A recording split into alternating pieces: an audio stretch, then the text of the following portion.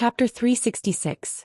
Since Wan has said so, then this old woman will meddle in other people's business again.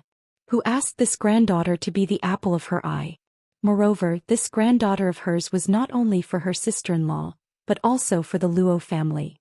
The Luo family did not seem obvious now, but in the future, if there were no accidents, it would not be an exaggeration to say that it would be like adding oil to a fire. Everything had to be done carefully. There were some things that were completely ignored now, but in the future, it would become worse and it would be easy for others to take advantage of. Grandmother, I'll have to trouble you. But it's better not to kill anyone, no matter if it's a big one or a small one, especially this small one. Because she has no right to choose, she is really innocent. In Jingwan's opinion, either she did not want to get pregnant, or if she did, she should not easily abort it.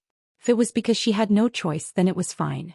If it was purely for some kind of benefit, then it was ruthless. But if it was purely for some kind of evil, then it was absolutely unforgivable to let the woman suffer in the end. Do you think I don't know what you're thinking? Don't worry, this will be a lesson to him. If he is only afraid of affecting his future, then he will have a child and kill that Tongfang. This kind of person is not worth nurturing. Even if he can establish a household for a while, it won't last long. Jingwan suddenly thought of Patriarch Pei, who had worked hard all his life, putting benefits above all, and used the name of the family as a banner. In the end, before they returned to the capital, it was said that he was bedridden and could not get out of bed. That's enough, don't worry about these trivial matters. You're just doing chores in the prince's mansion and you have a bunch of people to help you. Now that you're back at home, you're worrying about this and that. What's wrong with you? If the prince finds out, you might not be allowed to come back in the future. Old Madame Luo patted Jingwan's hand. Go. He dares. Jingwan stubbornly retorted. Whether he dares or not, you know best in your heart. Old Madame Luo teased. Jingwan immediately wilted. That bastard really dared. Although she usually had the final say, but once someone became unyielding, she really could not change his mind. Old Madame Luo's mocking expression became more and more obvious. People like Jin Qinhuang, from some of his actions and style, could be seen that he was an absolutely powerful person with a strong desire for control. If he didn't want to make him listen to others for everything, it was simply a fool's dream. It was because she understood this point that old Madame Luo knew that he accommodated and pampered Jingwan's eyes. If one's mind was not firm, then one's eyes, then one would be spoiled. If they were spoiled, their temperament would be different. To a certain extent, it would be easy for them to be annoyed by others. Then all the love and affection might be taken away.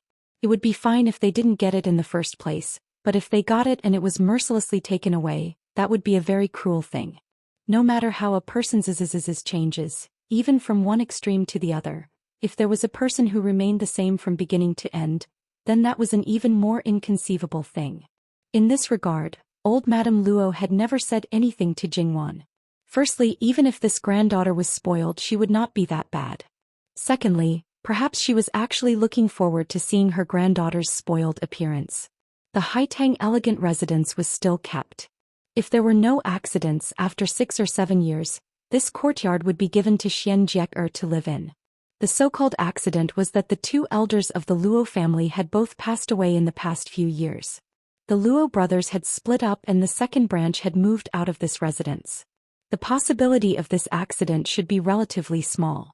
However, Jingwan also pondered in her heart. Later on, she would let Gong Jiu come to the Luo family to take the 2 elders' pulse. Jingwan now had more and more trust in Gong Jiu's medical skills. When Jingwan arrived at the Haitang elegant residence, as expected, Sun Yijia and Yuan Qiao were waiting there. Greetings, Wang Fei. The 2 pretended to greet her. It was clearly a very normal thing, but Jingwan suddenly felt as if she had been struck by lightning. That's enough, you 2. Are you deliberately making fun of me? When the 2 heard this, they stood up straight and giggled. You are now a proper Qin Wang Fei. As the saying goes, etiquette cannot be abolished. Alright, then you 2 can squat. Even if you kneel, I don't mind. In any case, I am a Qin Wang Fei. I can accept it. I'm not afraid of my lifespan being shortened. Jingwan brushed her sleeves and prepared to sit down. I'm calling you fat and you're panting. Sun Yijia said as she made a move to pinch her. Jingwan hurriedly dodged and the 3 of them laughed together. Because of their status, the gap between them disappeared without a trace. After a long while they sat down to talk. To tell the truth, when I saw Wan's previous appearance, I really felt that she wasn't on the same side as us. She was dignified and had style, making people not dare to act rashly. I'm really afraid that our relationship would become estranged. Yuan Xiao's heart was distressed. If it really became like that, it would be quite regretful. You're thinking too much. We still don't know what kind of person Wan Mimi is. For the dignity of the imperial family and Jin Qinhuang on the surface, it should be maintained. In private, don't mention being a Qinhuang Fei even. I think that Wan Mimi is still Wan Mimi. This point will never change. Sun Yijia adapted well. After all, she had interacted with many people in the imperial family. A lot of people might have changed, but some things would never change. Yuan Xiao didn't understand the ambiguous words that Sun Yijia used, but Jingwan was clear. This was just a metaphor, or did this sister-in-law's best friend notice something? Sun Yijia just happened to meet Jingwan's eyes. She smiled and didn't say anything. Don't say. Sun Yijia's temperament now, whether it was internally or externally, was much gentler. If compared to before Jingwan knew her, those who didn't know would definitely think that they were two different people. She used to be proud, distant and aloof. Now she was gentle and did things straightforwardly. Perhaps she still didn't like to interact with people, but it didn't mean that she wasn't good at interacting with people. The second branch didn't care about the general affairs of the Luo family. Therefore she was still very idle. Most of the time she would take care of her husband and children. When she went out for a very formal occasion, she would put on makeup to cover the scars on her face. When she was at home, she basically didn't wear any makeup. The Luo family members were used to it. Sun Yijia's relationship with the people and things of the past could be said to be very clean. Originally, because of her temperament, there were a lot of people who flattered and fawned over her, but there were basically no true friends. Her face was disfigured and she got married, but the husband she married didn't need her diplomatic relations. Those people naturally broke off completely. Her mother, Duke Foran, was still ill and couldn't get better. For the time being, there were no signs of death. She wanted to go back and take a look, but when she went back once or twice, her grandmother didn't even give her food and sent her away. She just wanted her to live her own life in peace. Don't look at, don't ask, and don't care about the troublesome things in Duke Dinghua's mansion. Duke Dinghua's mansion was really quite chaotic now. Because old Madame's son was still alive, the brothers of Duke Dinghua were all in the mansion. They all inherited the virtue of the old Duke Dinghua. They were greedy and lustful, so naturally there were many children. Among the brothers of the older generation, sisters-in-law, and the brothers and sisters of the younger generation, cousins and cousins, there were also cousins outside. Without the master to hold the line, all of them wanted to compete for power and profit. The original contradictions instantly broke out 10 times or 100 times. The men were busy with external affairs. Not only were they fighting with other factions, but they were also doing their best to be in power. Not to mention other things, Sun Yijia's eldest brother, because Sun Yilin was not around, wanted to completely control Duke Dinghua's mansion. Who knew that the second brother, who had always been very weak, suddenly appeared. He was originally a quiet person, but he didn't expect that he also held a lot of power. The brothers fought against each other like fire and water. If they didn't fight to the death, they would never let it go. After Sun Yijia got some news, she didn't care anymore. Anyway, in her opinion, Duke Dinghua's mansion would be finished sooner or later. It was good enough that the Sun family could still maintain their status as a third-class family. Could be said that she sighed again and again that she was lucky. Her husband was ambitious. The most important thing was that he was not fickle in love. He was very good to her and the children. When a woman got married, it was like a second reincarnation. That was all she wanted. Sun Yijia felt that she had nothing more to ask for in this life. Of course, she still lacked a son. She just needed to take care of her body for another year and have another child. Even if she didn't have a son in the end, it might be a little regretful, but her life could be said to be perfect. Just by looking at your face, I can tell that you must be living a very good life. I'm too lazy to ask if you're doing well. We don't have the chance to go to Jiangnan. What fun is there? Jingwan brushed away Sun Yijia's hand. What are you doing? If you have something to say, let's talk nicely. Don't hit me. Where did you learn this from? You're always pinching people's soft flesh. What kind of behavior is that? Sun Yijia sneered and grabbed Jingwan's hand. She even pinched Jingwan's face before she stopped. Your face is as thick as my daughter's. Well, it turned out that the reason for her cheap hands was because the children were too soft and tender. Therefore she developed the habit of touching and pinching people's faces.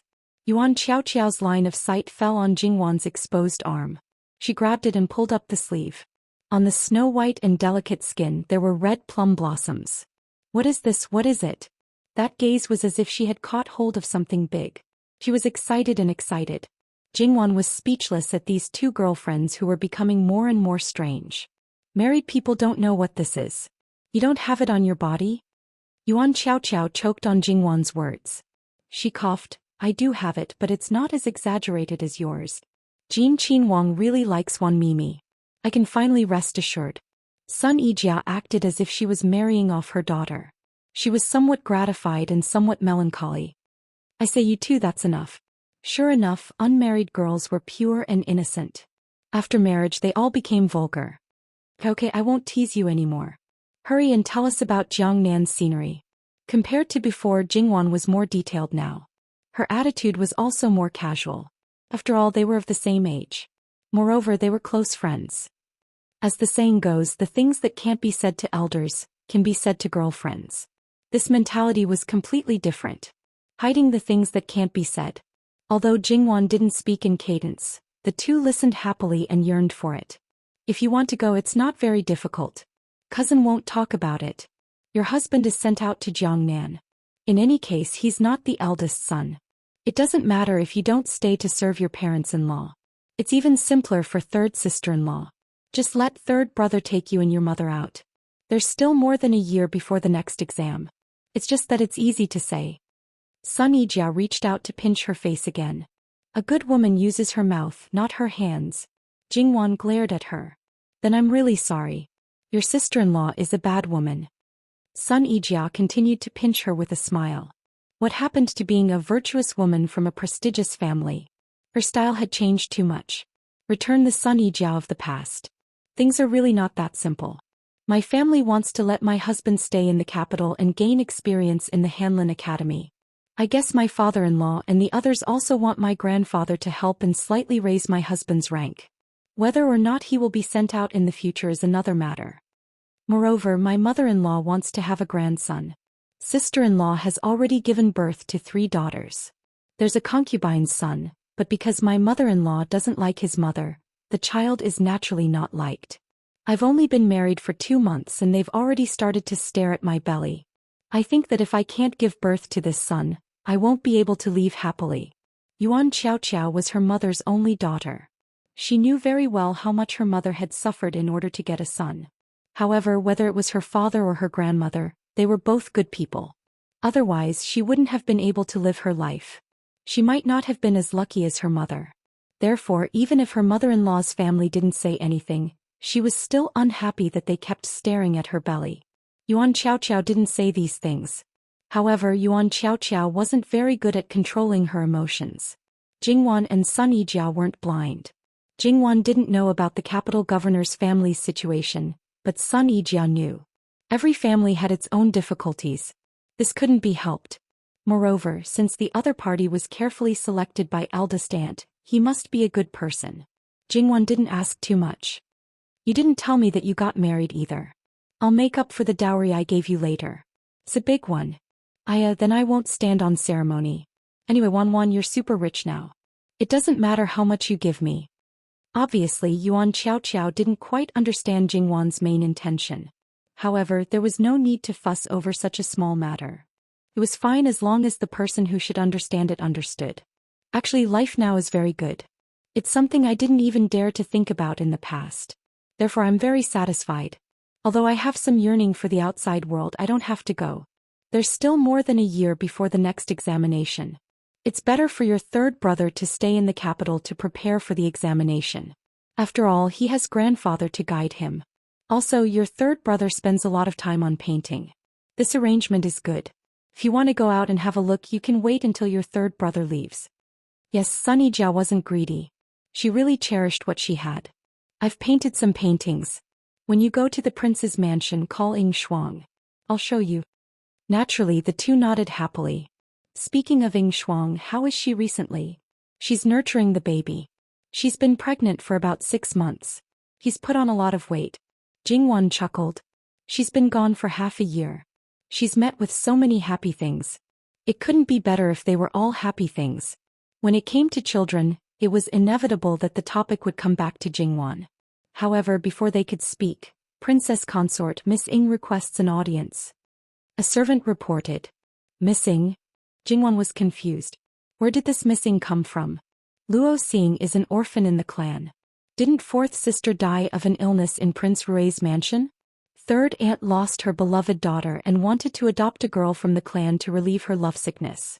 Unexpectedly, there was a girl in the clan who looked very similar to fourth sister. People would believe that they were twins. Coincidentally, this girl didn't have parents and relied on the clan to survive. Third aunt brought her back and raised her by her side. She changed her name to Seeing. Sun Yijia explained. Jingwan immediately understood. Sure enough, third aunt was worried about Luo Jingying being outside. As expected, she used the simplest method to bring Luo Jingying back to her side. Jingwan wasn't surprised that she came to see her. In fact, Luo Jingying was among the gifts she prepared. Please come in. Princess Consort Miss Ing is afraid of strangers. Does that mean that you can move? What is this? She's just a commoner. She came to visit the Princess Consort and asked the Princess Consort to move. How shameless must she be to do such a thing? Yuan Qiao said indignantly. Obviously she didn't know the truth. However, this matter involved the reputation of the imperial family. It was best not to know. She believed that there were only a few people in the minister's mansion who knew about this. It's not a big deal. Maybe this girl is really a little timid. I'll just go and take a look. It seemed that Luo Jingying had something to say to her but did not want others to know. Seeing Jingwan get up and leave, Yuan Qiao pursed her lips. Even if Wan is a princess consort, she is still like this. Alright, since you know, there's no need to say more. Sun Yijia's thoughts were similar to Jingwan's. In the begonia house, there was a small pavilion not far from the courtyard.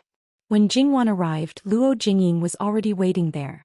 When Luo Jingying saw Jingwan, she stood up and greeted her politely. No need to be so polite. Have a seat. Jingwan looked at her. Although she was still dressed as a girl, she had changed a lot. As long as people didn't know the truth, no matter how similar they were, they wouldn't think that she and Luo Jingying were the same person. She used to be so flamboyant, but now she was plain and even dull. She looked a little lethargic and didn't have the vigor and vitality that people her age should have. She looked like a living dead person. Jingwan sighed in her heart. Luo Jingying was hateful in the past, but the damage she caused was limited. She had already committed suicide in front of her once. Selfishly, she let bygones be bygones. Of course, the premise was that she didn't do it again. Otherwise, there was no way she could be forgiven. Fourth sister, why did you want to see me? Although I look like Princess Consort's fourth sister, I don't deserve to be called by Princess Consort. Did she have to completely deny her past? Then I'll call you Seeing. If there's anything you want to say, just say it. Luo Jingying was silent for a moment. She probably didn't expect Jingwan to accept it so easily. If the others weren't like her mother, they would talk endlessly or ignore her. She looked at Jingwan quietly.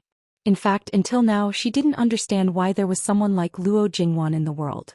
How could she forgive others so easily?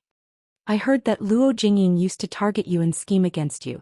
How could you forgive her? Jingwan laughed. Even now she was still fussing about this. It's just a child's quarrel. Moreover, it's your own life. Whether you want to live a happy life or let some messy things and negative emotions disturb your life, the choice is in your own hands. So, in the end, you still don't care about such a small person? Was she going down a dead end again? How she is has nothing to do with you, Seeing. Or is it because third aunt treated you as her substitute and you're not happy? Third aunt aside, Luo Jingying is Luo Xing and Luo Xing is Luo Xing. If you think so, then why did you let the Luo Jingying of the past interfere with the current Luo Xing? Xing, you understand what I mean, right? Luo Jingying still looked at Jingwan quietly. Then tears rolled down unconsciously and she hurriedly wiped them away. In fact, she hadn't cried since she woke up from her coma after committing suicide. No matter how hard her mother hugged her and cried, no matter what she said, no matter how sorry she was or how she would take good care of her in the future, she didn't feel anything. Now tears fell easily. She denied her past, but only verbally. Her heart was still brooding. Otherwise, if she really denied it and let it go, she wouldn't be like this now. Thank you, Your Highness. Her mother only said the same things over and over again. If it happened once or twice she might be moved, but if it happened too many times she would be annoyed.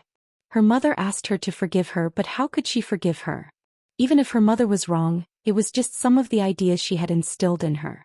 But she also knew that she was the one who caused the situation in the end. The more she said, the more she would hate herself and be angry with her mother. In the past she would make a big fuss, but now she maintained absolute silence. It turned out that she could actually completely let go in exchange for a complete new life. I had a dream. I dreamed of Luo Jingying.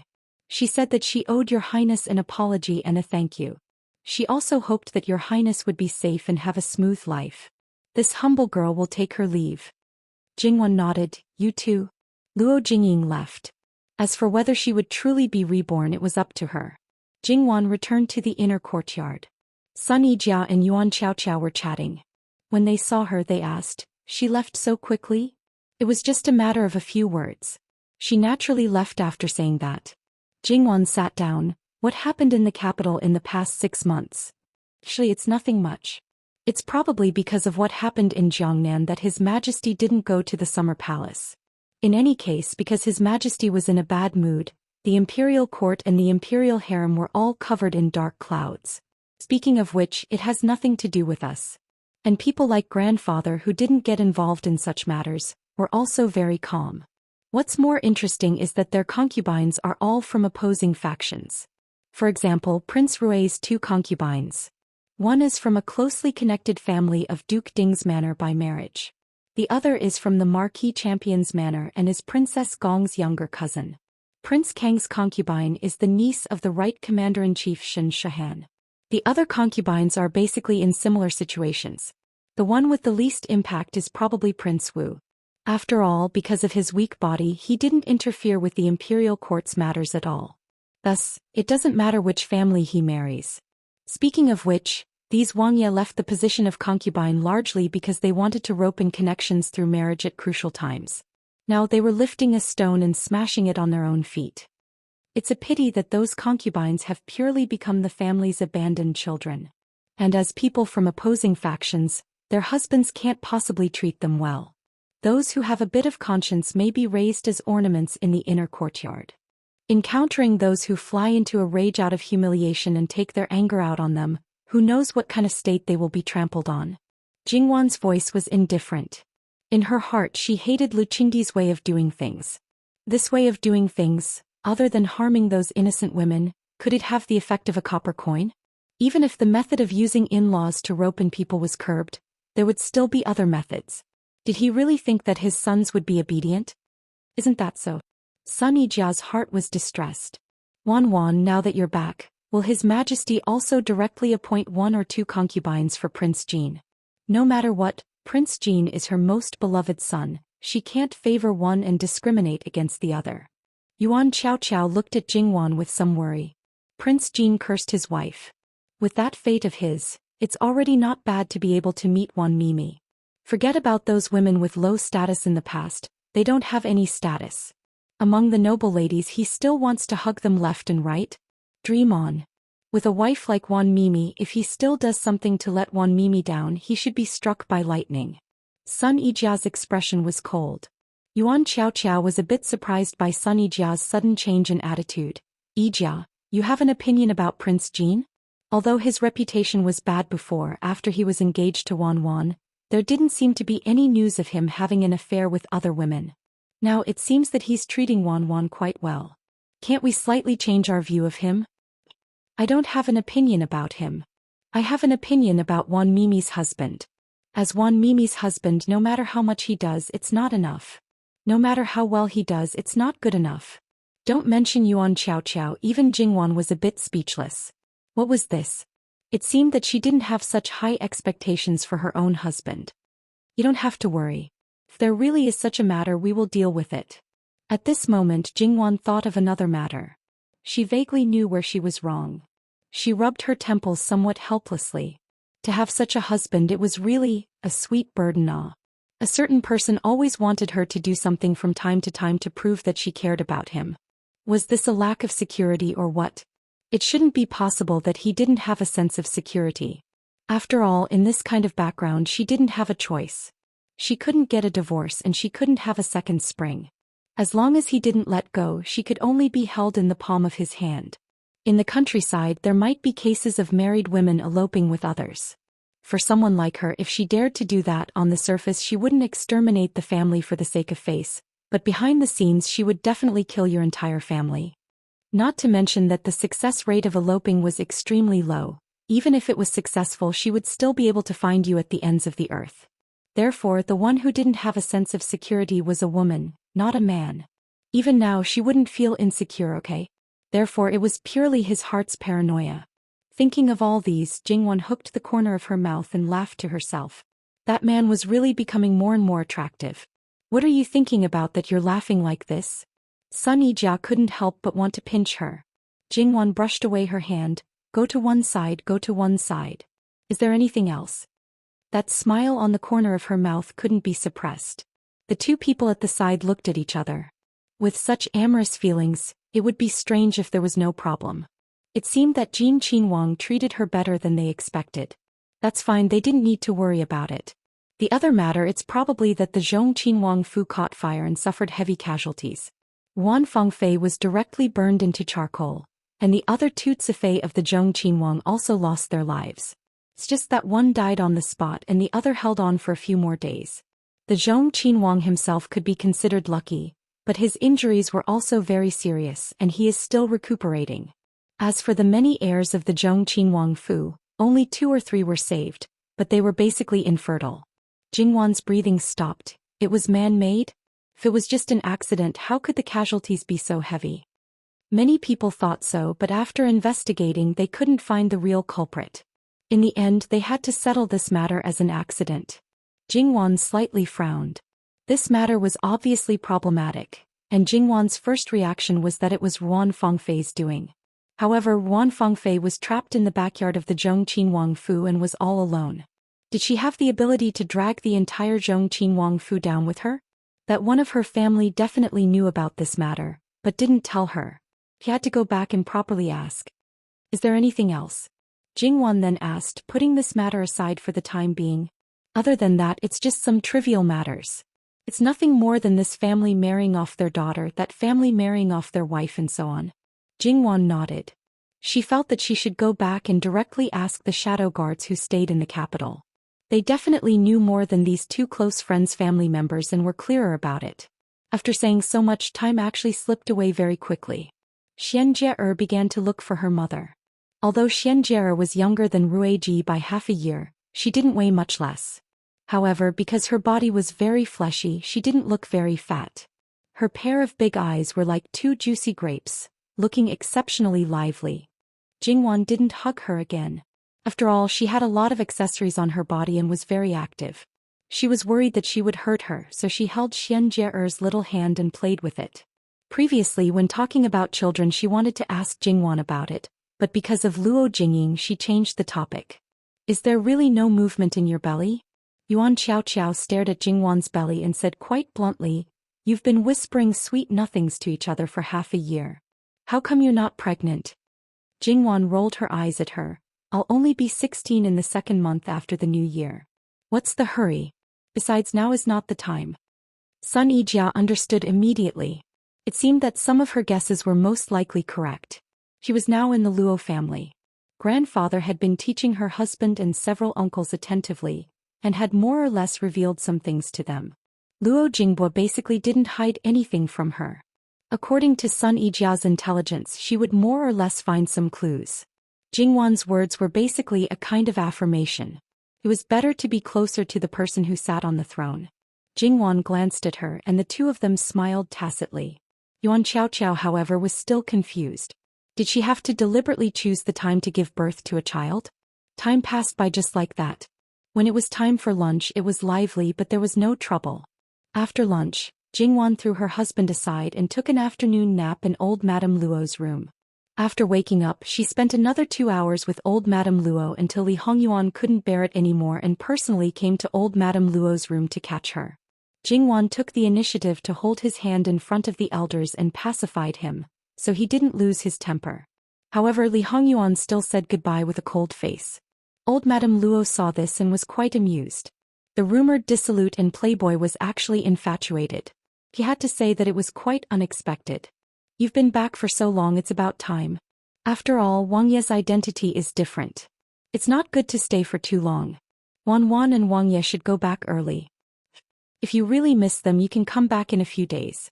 Now that we've just returned to the capital, there are so many eyes watching us. It's not good to stay for too long. Li Hongyuan said patiently. Jingwan glanced at him. He didn't mean what he said. This man clearly wanted her to completely forget about her family and only have him in her heart. Then we'll go back first. But if there's anything, grandmother must send someone to tell me. Okay, I know. You're such a worrisome girl.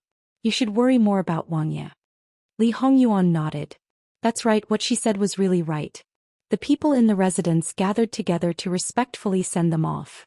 Outside the gate, just as they were about to get into the carriage, Jingwan suddenly turned around. Mother, Wang Fei, what orders do you have? Everyone could see that Madame Zhang had something to say to her. On the way out, her eyes were always on Jingwan. Based on how shallow her tears were, it was already not easy for her to not cry until now. Mother, after a while, the early plum blossoms in Falling Plum House will bloom, right? At that time, can you cut a few for me and send them to the Wangfu? Father won't feel bad, right? Madame Zhang naturally agreed. Because Luo Rongyan was a man, even if he was her biological father, he didn't have the opportunity to talk to Jingwan. How could he refuse his daughter when she wanted something? Not to mention a few plum blossoms, he couldn't wait to give the entire tree to her. However, Luo Rongyan also knew that his daughter didn't want plum blossoms. What she wanted was affection. There was some estrangement between them and her. Now that Jingwan was willing to mend it, it was naturally good. When the time comes, father will personally cut them for you. Jingwan nodded with a smile and said a few words to her brothers and sisters. The three of them were a little excited. After all, Jingwan wasn't close to them. Moreover, her status was high now, so they didn't dare to look for her. After getting into the carriage, Li Hongyuan naturally hugged Jingwan in his arms. At first he was quiet and didn't speak. After about 10 minutes, Li Hongyuan softly said, "Father-in-law has the talent to be an official." Jingwan was a little confused. Father-in-law came to talk to me before and asked me some questions. Then I realized that father-in-law is quite keen on official matters. If he is determined to become an official, then he will definitely not be below your grandfather in the future. Jingwan was a little surprised at first, then she became silent. After a moment she said, "Grandmother said that father is actually the most intelligent of the brothers.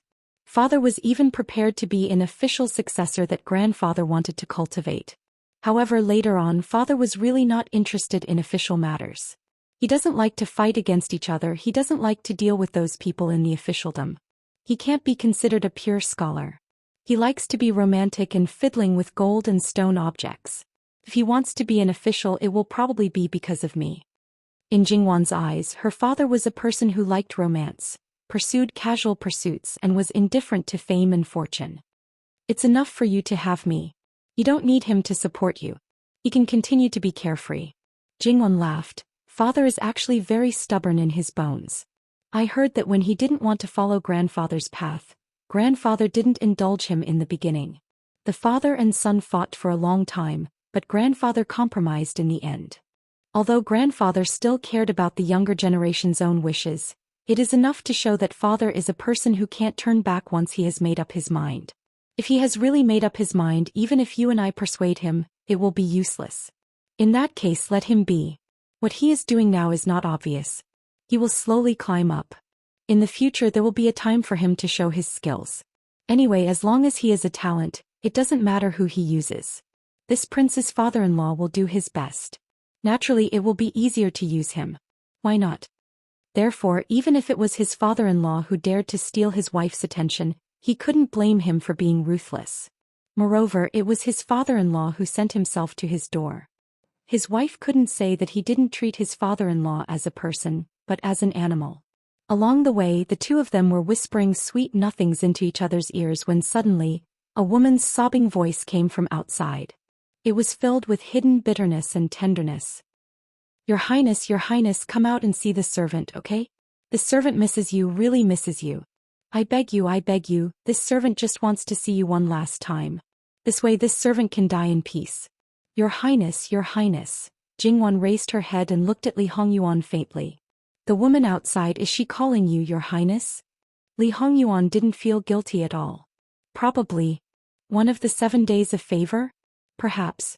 Li Hongyuan even leaned back to find a more comfortable position. Then does Your Highness want to say something? What should I say? Isn't this Wanwan's matter? This prince doesn't need to remind Wanwan of this kind of thing again and again. https://11/11807/6654058. Mobile Edition. Chapter 367. Right now it was a relatively lively road. Since the woman started to block the road, there were many people who stopped in their tracks, with a strange excitement and agitation. After all, as ordinary people, they had a strong curiosity about all kinds of gossip about people of different social classes. This would often become a topic for them to talk about. Perhaps at some point their saliva would splatter everywhere. But because there were guards opening the way, those people did not dare to get too close.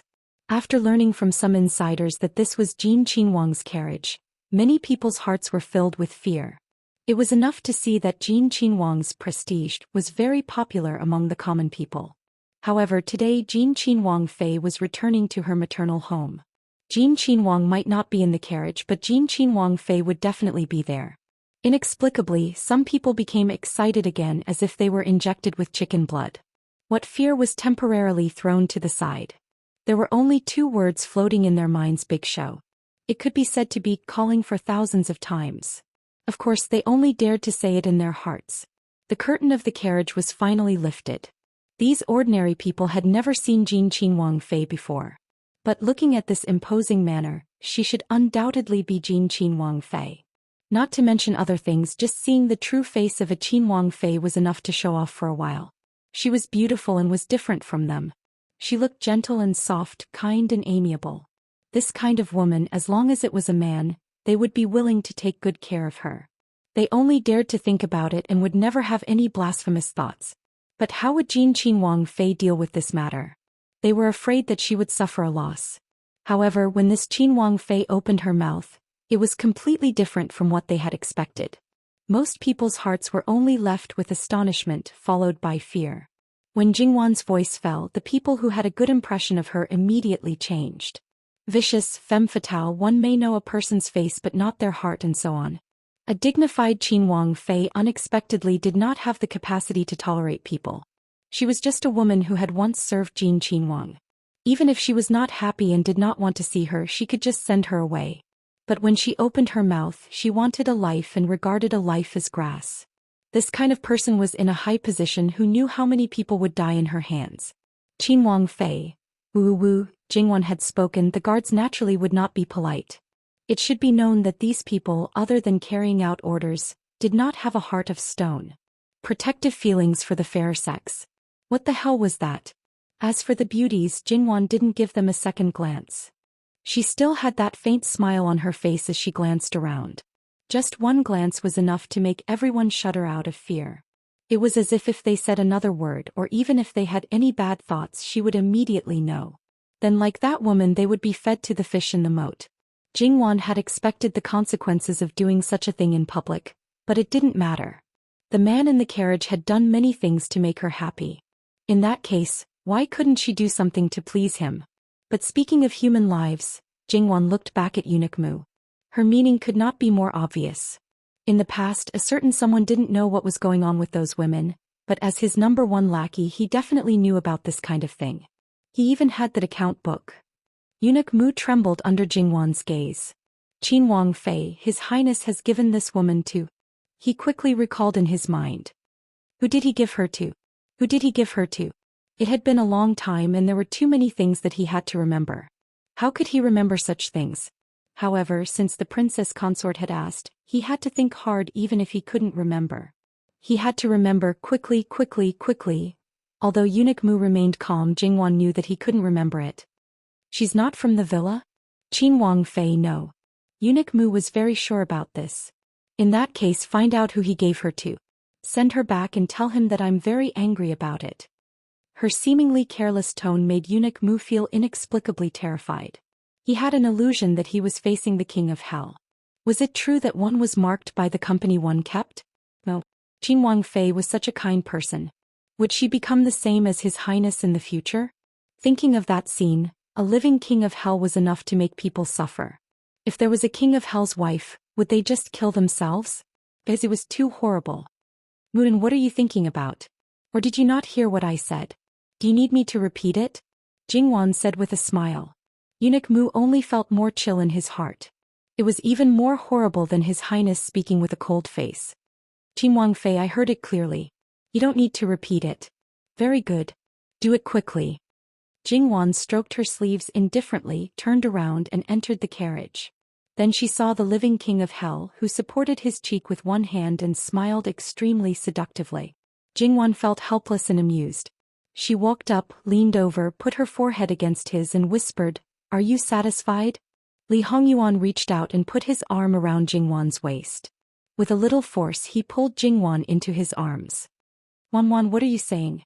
If someone wants your husband, shouldn't you get rid of them all under normal circumstances? But at this time it's not a matter of whether I'm satisfied or not, but whether you're satisfied or not. Wanwan, you're protecting your own interests. It was not the first time that Jingwan had learned someone's virtue of pretending to be obedient after getting benefits. As long as you're happy. So Wanwan is not happy? You're the one who should be happier. Yes, I'm very happy. I'm very happy. It was not because she got rid of her rival in love, but because of this man. She put her arm around his neck and the tip of her nose intimately rubbed against the tip of his nose. Then she kissed his lips without hesitation. The tip of her tongue slid open his lips and knocked open his teeth. After being married for more than half a year, she was often pulled by someone who was good at kissing to practice. Even if Jingwan was not perfect, she was at least 70 or 80%. It was more than enough to take the initiative once in a while. Li Hongyuan narrowed his eyes. Although he did not know what touched his little heart, his wife was so active and enthusiastic. It was a rare benefit. How could he not enjoy it? His eyes were unusually soft. He just catered to Jingwan's movements and did not take back the initiative. However, Jingwan was still a little weak in this aspect. In the end, she was the one who was panting. The corners of her eyes were slightly red. She buried her head on Li Hongyuan's shoulder, relaxed her body softly and calmed her breathing. Li Hongyuan's desire was obviously aroused by her, but it was not a good time to continue doing anything. Li Hongyuan stroked her back again and again. When Jingwan regained her calmness, she straightened up and looked at Li Hongyuan with a smile. Prince, there are some debts. Shouldn't we settle them? Originally, it was very hurtful to bring up old debts. Even if she was unhappy, there was no way to change the past. So it was best to let it go. However, if she did not bring it up, the person who was carrying a debt would be unhappy. Fine, she would settle it properly. Once it was settled, it would be clear whether he would be more unhappy or not. At that time it would be clear at a glance. Then she would just treat it as a kind of pleasure. Oh, what does Wanwan want to settle with your husband? Li Hongyuan might have cared about the dark history in the past, thinking that it might not be easy to explain to his wife. But now Tisuke, he couldn't be any calmer. It even became an excuse for him to trouble Jingwan.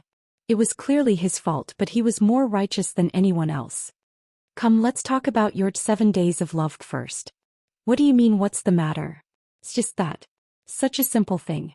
Wanwan is so smart. Do you still need to explain it? Jingwan gritted her teeth. This bastard. Oh, so there's no deeper meaning. So, Yuan is not an ordinary person who likes the new and hates the old. Wanwan's words are wrong. Your husband has nothing to do with the phrase, like the new and hate the old. Once I've decided on someone, I'll start to like her from the new time, and then I'll continue to like her no matter how old she is. And in my eyes she will always be new and will never fade. Li Hongyuan held Jingwan's face with one hand, and his eyes were unusually gentle. I like the new and hate the old because no matter if it's new or old, it can't arouse your husband's attention at all. Jingwan was almost charmed again. Bringing up old debts could make him express his loyalty in disguise. It was really enough. Ox had despised her. Then she looked at Li Hongyuan. This bastard was actually laughing. He was clearly laughing at her weak willpower and being so easily charmed by men. Jingwan opened her mouth and took a hard bite. Li Hongyuan seemed to suck in a breath of cold air and looked very painful. Jingwon really thought that she didn't have a sense of propriety. She quickly reached out to rub it. Pure concern made her confused. She didn't think that it wasn't the first time that she had bitten him until he bled. For example, it happened last night. In fact, it just made a beast more beastly. Could it be more serious than that? Li Hongyuan held her hand. Won, don't rub it. He seemed to groan in pain. It's so serious. It's obviously, well, it's very serious, very serious. Li Hongyuan's eyes became more and more serene. Jingwon realized in hindsight. Her face turned red and black. Without saying anything, she continued to bite him to death. Good darling, don't bite. It's really serious. It's so serious that you can't get out of the carriage for at least 4 hours. Li Hongyuan grabbed her waist and pressed her close to him. Look at it yourself. What have you become? Good darling, you have to know that one look from you can make it react. You deliberately seduced it and didn't appease it. Aren't you trying to take your husband's life? How can this situation not be serious? If Wan moves again, your husband will think that Wan is going to appease it in the carriage. Jingwon really gritted her teeth. But when she felt the obvious hardness and faint heat, she didn't dare to move again. Although Li Hongyuan's body was a little uncomfortable, he was in a good mood. He kissed Jingwon, who was lying in his arms but was unusually obedient. Are you done with the accounts? If not, then continue. Jingwon coldly sneered. The key is not whether you care or not. The key is that the things you don't care about actually existed. Oh, this is indeed a problem. But it's already an unchangeable fact. What should we do? In addition to the ones raised in the courtyard, there are also some that were given away. In any case, they are all unwanted. If others like them, they can save some rations. Li Hongyuan's tone was as if he wasn't talking about people or even objects. Therefore, it was good to appear in the life of the living king of hell and be chosen by him. Even if it was just a little, in any sense it could be considered lucky. As for the rest, it was fine if they didn't have feelings for him. But if they did, then it was destined to be the greatest tragedy. Jingwon thought that she was the luckiest one out of all of them. She got his attention, got his feelings, and got his everything. However, in Li Hongyuan's heart, the luckiest one was herself. It was she who let him know that in addition to benefits, schemes, and harm, there was also warmth and selflessness. There were also things that made people sentimental. These things gave him a new lease of life. It even gave him a second chance in life, prevented the tragedy, and had no regrets. Yuan, your possessiveness is so strong. How can you tolerate your beauties under other people's bodies? Li Hongyuan abruptly lowered his head and pinched Jingwon's chin, forcing her to raise her head. His eyes became unusually dangerous. Wan, do you think that in this world, as long as a woman has a bit of beauty, no matter what background or status, they can touch Ben Wang's body? Is it not so? Jingwon knew that he was angry, but she continued to stroke the tiger's whiskers, innocently blinking her eyes. According to the rumors, as long as it's a beauty, no matter if it's a good background or a lowly one, no matter if it's a pure body or a mortal body, sisters are too common, mother and daughter are the real beauties. Even if Jin Qinwang destroys a family, he still wants to get his hands on them. Li Hongyuan approached her, his warm breath brushing against her face. He gently sniffed like the top predator, confirming the delicious food and thinking about where to start. Jingwon really had a feeling of being completely suppressed, unable to move. Then Wan, do you think they're worthy? Worthy? His voice was soft and low, as if it was the most sincere words of love. Jingwon couldn't stop goosebumps from rising all over her body. She didn't know if it was because of fear or because of some kind of tremor, but her head involuntarily moved back as if she couldn't bear it and moved her body. Unfortunately, she couldn't escape the absolute control of the King of Hell. Wan hasn't answered me yet. Are they worthy? What was called second sickness, this was it. It was clearly his own glorious deeds, and it was also his own agreement to settle accounts. Now he didn't allow others to say it, saying it would step on the reverse scale. Jingwon chuckled and reached out to hook his neck. Of course they're not worthy. In this world, other than me, who else can touch your body? You're mine and you can only be mine. Whoever dares to move, whoever dares to come close, I'll take their life. As she said this, she suddenly pushed Li Hongyuan back, lifted her leg and straddled his waist, pressing him down on the couch. Her hands were on his collar and she slowly pulled it to both sides. She leaned over and kissed him on the lips, following the corner of his mouth along his cheek all the way to the side of his neck. Mine. His mental illness had acted up and she couldn't escape no matter what.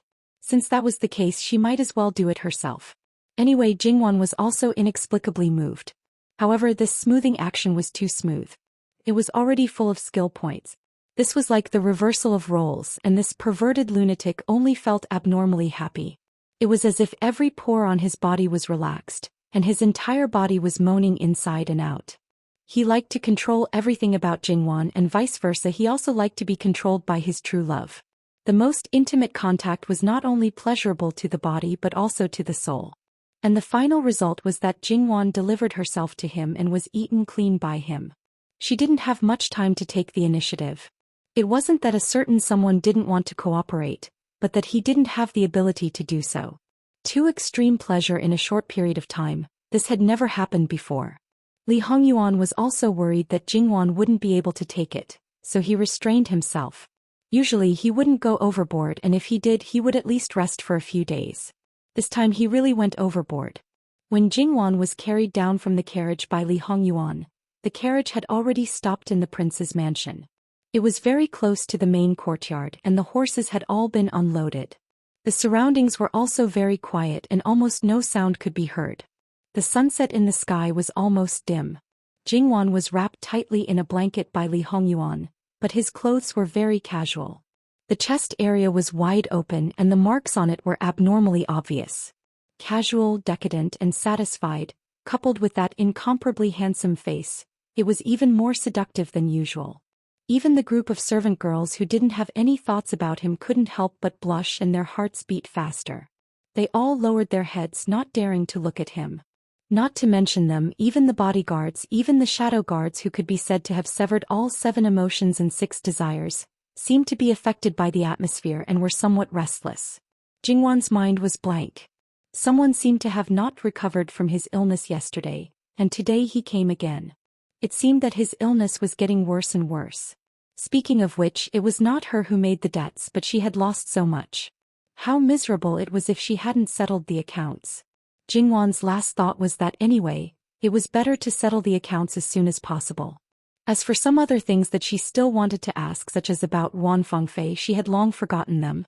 The next day Jingwan seemed to be in good spirits, but she didn't do morning exercises, which was enough to prove that she was still a little weak. After tidying up, she went to Great Elder Princess's mansion in a mighty manner. Because of her identity, she didn't wear formal clothes, but used the prince's ceremonial garb. Great Elder Princess accepted the large number of gifts from Jingwan calmly. After all, these things were nothing to her. Great Elder Princess looked at her adopted daughter, who had grown taller and more beautiful. What's more, because she was married, she had a charm that girls didn't have. She was elegant, dignified, generous, and calm. Although not every man would like this type of woman, once he liked her, it would be difficult for him to let her go. No wonder Li Hongyuan, a playboy, could be attracted to her. But at this moment, Great Elder Princess's eyes were a little strange.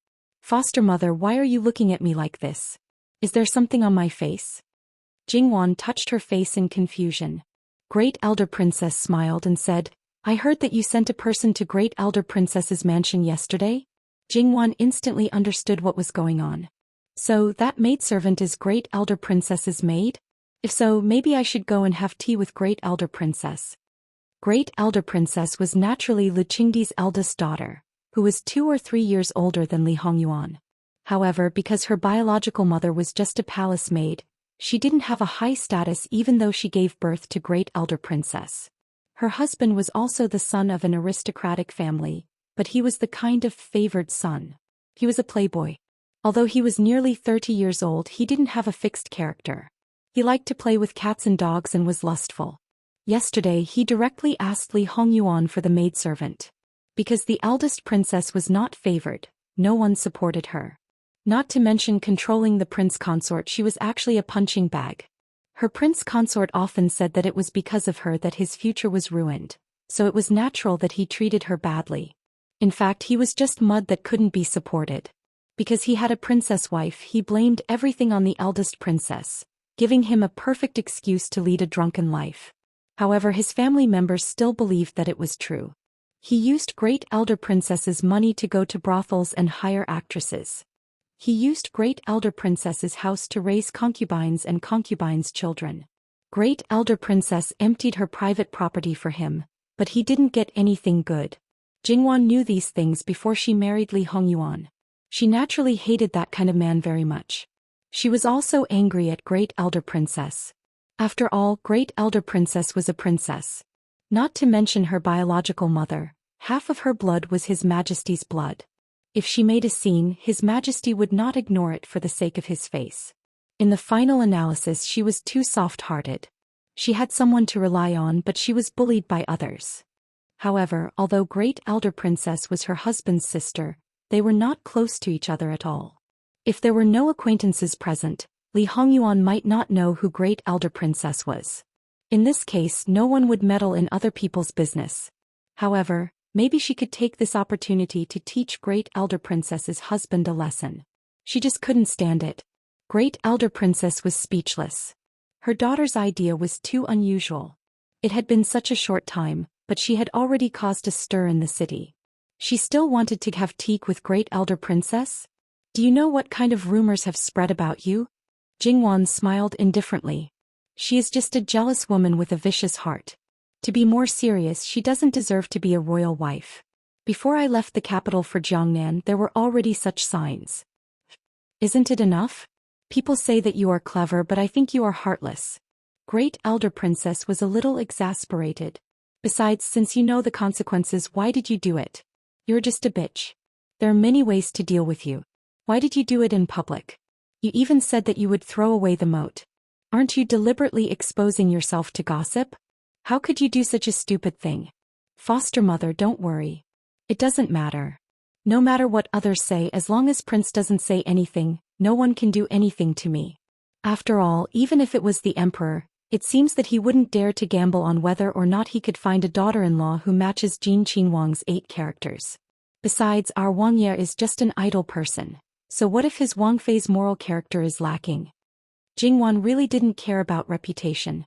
With her husband's support, she didn't have to worry about the emperor at all. As for why I did it, foster mother, I was forced to do it. Do you believe it? She showed a little grievance. Great Elder Princess didn't even care about her manners and directly rolled her eyes at her. It showed what Great Elder Princess was thinking. Jingwan sighed in her heart. It was obvious that she was telling the truth, but why didn't anyone believe her? If she hadn't been forced, she wouldn't have taken Prince Jin's life in that case without caring about reputation. Alright, I can't be bothered to explain it to you. It's fine as long as you know what you're doing. However, allow me to remind you that you shouldn't go overboard. Hongyuan hasn't said anything yet, and that's because he still treats you well. However, if he were to change his mind in the future, everything that you've done today would be a huge mistake. By then you'll be the one to suffer. Thank you, foster mother.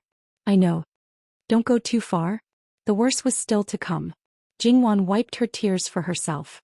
Jingwan couldn't be 100% sure that Li Hongyuan wouldn't change his mind, but it was really unnecessary to worry about it in the future. It was purely asking for trouble. She just needed to believe in him now. In addition, this matter spread too quickly. If no one added fuel to the fire, it wouldn't be like this.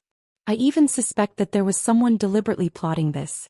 Otherwise, it's one thing for a lowly servant to be shameless, but how could she have the guts to do such a thing that would make her master lose face? That person might be dead by now. What Great Elder Princess thought of, Jingwan naturally also thought of. Foster mother, you probably have heard about what happened in Jiangnan. I amassed a lot of money in Jiangnan. I just don't know whether they came for Prince Jin and happened to come for me, or they came for me in the first place. You amassed a lot of money because of His Majesty? Great Elder Princess thought that she knew Jingwan to some extent. And according to the financial resources of Prince Jin's mansion, it was really unnecessary. You are wise, foster mother. Jingwan admitted generously. Then it's okay. Because of His Majesty you are stigmatized. Based on my understanding of His Majesty, if someone dares to do anything to you at this time, he will definitely protect you. Yes. It's more troublesome if the King of Hell finds fault with me. After all, whether it's me or Prince Jin, he will lose face. Prince Jin is not a person who will suffer losses. I've worried for nothing. Thinking of Li Hongyuan's temper and virtue, Great Elder Princess couldn't help having a headache. It was good enough that he didn't make trouble for others. Those who rushed to make trouble for him were either out of their minds or out of their minds. Then they talked about the scenery in Jiangnan as usual. Speaking of which, Great Elder Princess had also been to Jiangnan. At this time she was more nostalgic about it. Sister Wan, you are finally back? Hearing the voice before seeing the person, it was none other than old Mistress Yuyao. It seems that Yuyao came back earlier than expected. When Jingwan entered Great Elder Princess's mansion, she heard from Great Elder Princess that Yuyao went back to the main residence of the Jiang family with her brother and happened to come back today. It was either noon or the next day. What a coincidence. Hearing this, Great Elder Princess also smiled. She didn't want to say anything about the daughter of her superior who had been led astray. Her son didn't become an official, so she didn't want to say anything. Only this young daughter seemed to be good in all aspects now, which was a great comfort. Yao rushed in hurriedly. When she saw her mother, she realized that she had forgotten herself. She stood properly and said, "Mother, pay my respects to you." "Mother, I'm back." Great Elder Princess nodded and didn't get angry. Old Mistress Yao looked relieved and secretly stuck out her little tongue. She thought that others didn't see it, but in fact Great Elder Princess and Jingwan saw it clearly. Both of them burst into laughter. Yao turned to Jingwan and said, "Sister Wan, I miss you so much. You have been in Jiangnan for so long." Jingwan held Yuyao in her arms and said, "I also miss Yuyao. Our Yuyao has grown taller and is about to become a big girl." "Isn't she about to become a big girl? I already look like a big girl." Yuyao stuck out her small chest and said, Yes. Then some people came in. Obviously they were Yuyao's companions. There were 2 couples and their children, 4 adults and 3 children. Compared with Yuyao, these people were much more well-behaved. The 2 men were graceful and well-behaved, while the 2 young women were a little reserved. It was okay in ordinary families, but in Great Elder Princess's mansion, they seemed to be a little unpresentable. However, Jingwan also saw that because Great Elder Princess didn't like them, they were a little afraid of Great Elder Princess. Naturally, Great Elder Princess was more unhappy. It was simply a vicious circle. And the children seemed to be a little bit like their mother. Jingwan's status was obvious, so they saluted her again. Jingwan nodded and asked them to be excused. "Prince Jin is also in the mansion.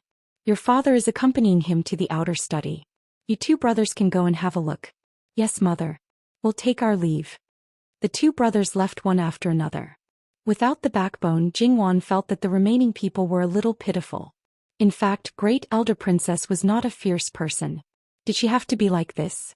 Great Elder Princess frowned again, but she didn't lose her temper in the end. "Princess Jean brought back a lot of good things from the south of the Yangtze River for me. There are a lot of things. You can take some back by yourselves." "Yes, thank you, mother." Great Elder Princess waved her hand and sent them away impatiently. After they left, she sighed to Jingwan, "I don't know whether it's right or wrong to choose such a daughter-in-law." In order to reassure the emperor, Great Elder Princess chose daughters-in-law from small families, who were naturally not presentable in her eyes. Jingwan didn't answer. Everything was like drinking water. Only people knew whether it was hot or cold. As the saying went, if you were willing to give up, you would get something. However, obviously, Great Elder Princess didn't want to get an answer from Jingwan. "Sister, did you bring me a gift?" Yao shook Jingwan's hand and asked coquettishly, "How can I not bring you a gift? You are becoming more and more unruly." Great Elder Princess scolded softly. Yao knew that her mother wasn't really angry, so she wasn't afraid at all. "What did you give me?" "Mother, can I go and have a look now?" Go. You're making my head ache here." Great Elder Princess said with disdain. Yao walked away with a smile and ran away as soon as she was out of her mother's sight. "They are all debt collectors." Great Elder Princess rubbed her temples, but there was a smile at the corner of her mouth. Children are not all debt collectors of their parents. Generation after generation they first collect debts from their parents, and then their children collect debts from them. No one can escape from it. "Yes. Jingwan, what about you? Is there any good news in your belly?" Great Elder Princess's eyes naturally fell on Jingwan's belly. Under such circumstances, unless one was like Sun Yijia who got pregnant after getting married, they would definitely be urged to get pregnant. No one could escape. It's fate to have a child. Let nature take its course. Of course, she couldn't tell Great Elder Princess the truth. Later, Great Elder Princess wanted to ask her to stay for dinner, but the imperial palace suddenly summoned Li Hongyuan. Before Li Hongyuan left, he sent someone to ask Jingwan. Jingwan directly got up and left. Great Elder Princess didn't ask her to stay. Even if Li Hongyuan was an idle prince, Great Elder Princess wouldn't interfere in the affairs of the imperial court. After all, it was a special period. White could be smeared black, so it was better to be careful. At the gate of Great Elder Princess's mansion, Jingwan and Li Hongyuan parted ways. One went to the imperial palace, while the other went back to the prince's mansion. Li Hongyuan left most of the guards of honor to Jingwan, and he went directly on his horse. In Jingwan's opinion, it was mostly about the matter in Jiangnan. As long as the final result was not out, Prince Jin, as an imperial envoy, was the kind of imperial envoy who left other officials aside. It was impossible for him to refuse to do it. Although he could disobey Emperor Luqing, there should be a limit. It would be bad if Emperor Luqing issued an imperial edict to invite him. Jingwan sat in the carriage, slightly closed her eyes, and fiddled with the Buddha beads on her left wrist with her right hand, thinking about something. There were some things that Li Hongyuan didn't say clearly, but Jingwan could feel the tension from some of the letters. Even if she knew that Li Hongyuan had great power and it was not easy for him to get the throne, she still couldn't help worrying about him as long as the dust didn't settle. She couldn't do anything for him and she couldn't drag him down. There was the sound of hurried horse hooves, followed by the neighing of the horse, and the carriage suddenly shook. Because of inertia, Jingwan directly hit the wall of the carriage and it soon came to a complete stop. Jingwan rubbed her aching arm. What happened? Someone rode a horse and hit the carriage, disturbing Wang Fei. Asking Wang Fei for forgiveness. An Yi's voice came from outside the window. Jingwan's brows slightly moved. Daring to ride a horse in the capital, Jingwan had to say good guts. But daring to hit the guard of honor of the living king of hell, that was equivalent to eating 100 bears' heart and leopard's guts. Ask clearly who it is. If it's an emergency, let the other party take the responsibility of riding a horse and receive the punishment himself. If it's deliberately riding a horse, take the person and hand it over to the governor's office to deal with according to the law.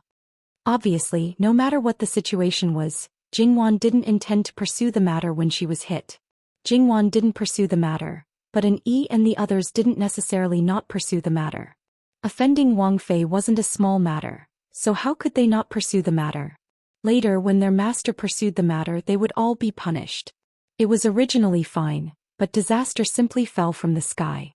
However, right now whatever Wang Fei said was what it was. Was this obeying on the surface but opposing on the inside?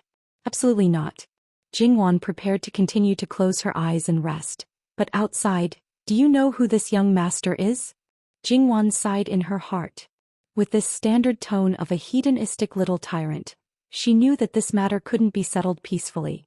He had to use his power to bully people. However, it was clear that the other party didn't live in the capital, but they definitely had power and influence. Otherwise, how could they dare to be arrogant in front of the living king of hell? Leaving it for consideration, Jingwan was 80 to 90% sure of the other party's identity. Leaning over, she slightly lifted the curtain of the window and looked outside. There were 7 or 8 strong guards with a deep murderous aura. At a glance, one could tell that they were soldiers who had experienced hundreds of battles. This kind of person should be respected for protecting the country, but now they were being driven by the little tyrant. Moreover, for her husband's face, she couldn't back down. Jingwan put down the curtain and sat quietly, letting an E and the others deal with it. As expected, a conflict immediately broke out between the two sides. At this time, Mama Gong also lifted the curtain and came in. Firstly, she was worried that the horses outside would be startled again. Secondly, Mama Gong heard the noise just now and was 100% sure that Jingwan had been hit. She was worried and wanted to take a look. Jingwan wasn't surprised. Mama Gong had always been careful and didn't hide anything. She directly rolled up her sleeves. No one thought that an accident would happen. Because she was caught off guard, the hit wasn't light and a large bruise appeared on her arm. Mama Gong frowned and took out medicine from a hidden box in the carriage. She applied it on Jingwan's arm and rubbed it. This pain wasn't unbearable. Your Highness, you should already know the other party's identity, right? Mama Gong asked softly. Yes. The He family has been guarding the northeast since 50 years ago. Now it's the 3rd generation. They have 100,000 soldiers and are known as the Northeast Army.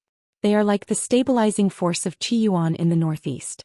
Unlike other generals, the He family lives in the northeast border town and returns to the capital every 3 years to report on their work.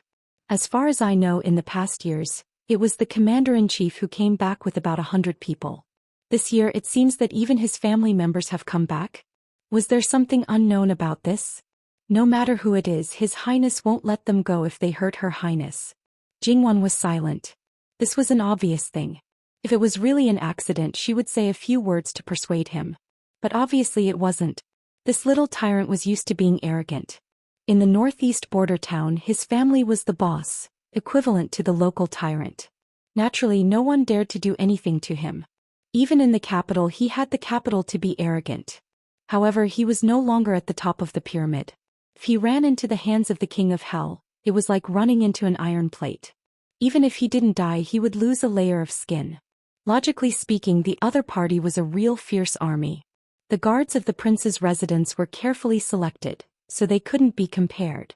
And and the others couldn't show their full strength in order to avoid being exposed. However, who told Jingwan to have more people on her side? Moreover, during the training, several people worked together. It took a long time, but the final result didn't change. That little tyrant still wanted to clamor, but his mouth was blocked. Your Highness, how should we deal with these people? And didn't directly send them to the capital government but asked again. https://11/118007/6654065. Mobile edition. Chapter 368. Bring them back to the Wangfu. When Wang Ye returns, let General He come to the Wangfu to pick them up. Some people were not taught a profound lesson and would never know their mistakes. Yes. And answered and waved his hand. The Wangfu's bodyguards stepped forward, one person each with a knife on their neck. They could either walk on their own or directly knock them out and take them away. Moreover, it was very clear that if they were knocked out, the integrity of their bodies would not be guaranteed. As for that little overlord, and personally took care of him. Following that, the road was more spectacular. But most people's reaction was, which family didn't have eyes to provoke Jin Wangye? This was an old man wanting to hang himself, disliking that his life was too long. Since Jingwan said to hand it over to Li Hongyuan to handle, naturally she wouldn't go see that little overlord. She only instructed an and the others to watch over them and not touch them for the time being. When Li Hongyuan returned from the palace, it was already afternoon, but Jingwan had just finished her lunch. Li Hongyuan was chased and intercepted by a group of old men in the palace, wanting to know more about Jiangnan. Li Hongyuan was annoyed by them and his mood naturally became unhappy. In the end, he was completely impatient. Yu Zhongqing basically knew everything, and the matter of going out to investigate and arrest was Li Suyen's responsibility. Don't look for him again. Even if he asked again, he wouldn't say a word. It was not good for him to make a move on this group of old men, but in their family, there were some who could take a beating. With such a blatant threat, this group of old officials could only pinch their noses and not utter a word. After the wrangling, it was almost time for lunch. Lu Qingdi let Li Hongyuan accompany him to eat. Then Lu Qingdi mentioned the matter of Gui Fei Su to Li Hongyuan. Imperial concubine Su naturally didn't dare to tell Lu Qingdi the real reason for the estrangement between mother and son. She only said that there was some misunderstanding between them. Yuan thought that she cared more about her son, so he got angry and refused to talk to her. Imperial concubine Su was very haggard these 2 days, and her eyes were also red. It seemed that she had cried a lot. Lu Qingdi didn't think about what happened in Jiangnan because Yu Zhongqing was there. Yu Zhongqing was his confidant. If Li Hongyuan hid something from Li Hongming, as long as he compared it with Yu Zhongqing, it would be clear. In fact, Yu Zhongqing's situation was the same as that of Li Hongyuan's Qingbing, so Lu Qingdi easily believed Imperial Consort Su's words. Lu Qingdi didn't know that Yu Zhongqing and Qingbing's things were all prepared by him beforehand. Therefore, from the beginning, Li Hongyuan had concealed part of Li Hongming's information. He was also certain that as long as he gave Imperial concubine Su a chance, she would open her mouth to plead for leniency. Everything was within his expectations. He had the advantage of time and place. When it came to implementation, people were also on his side. Luqingdi wanted to be the peacemaker and let the misunderstanding between mother and son be resolved. Naturally, it would be good for you, good for me, and good for everyone. She even painstakingly advised him. For so many years, his imperial concubine mother was clearly impartial. Sometimes she even doted on him a little. What did she say about being a biological son?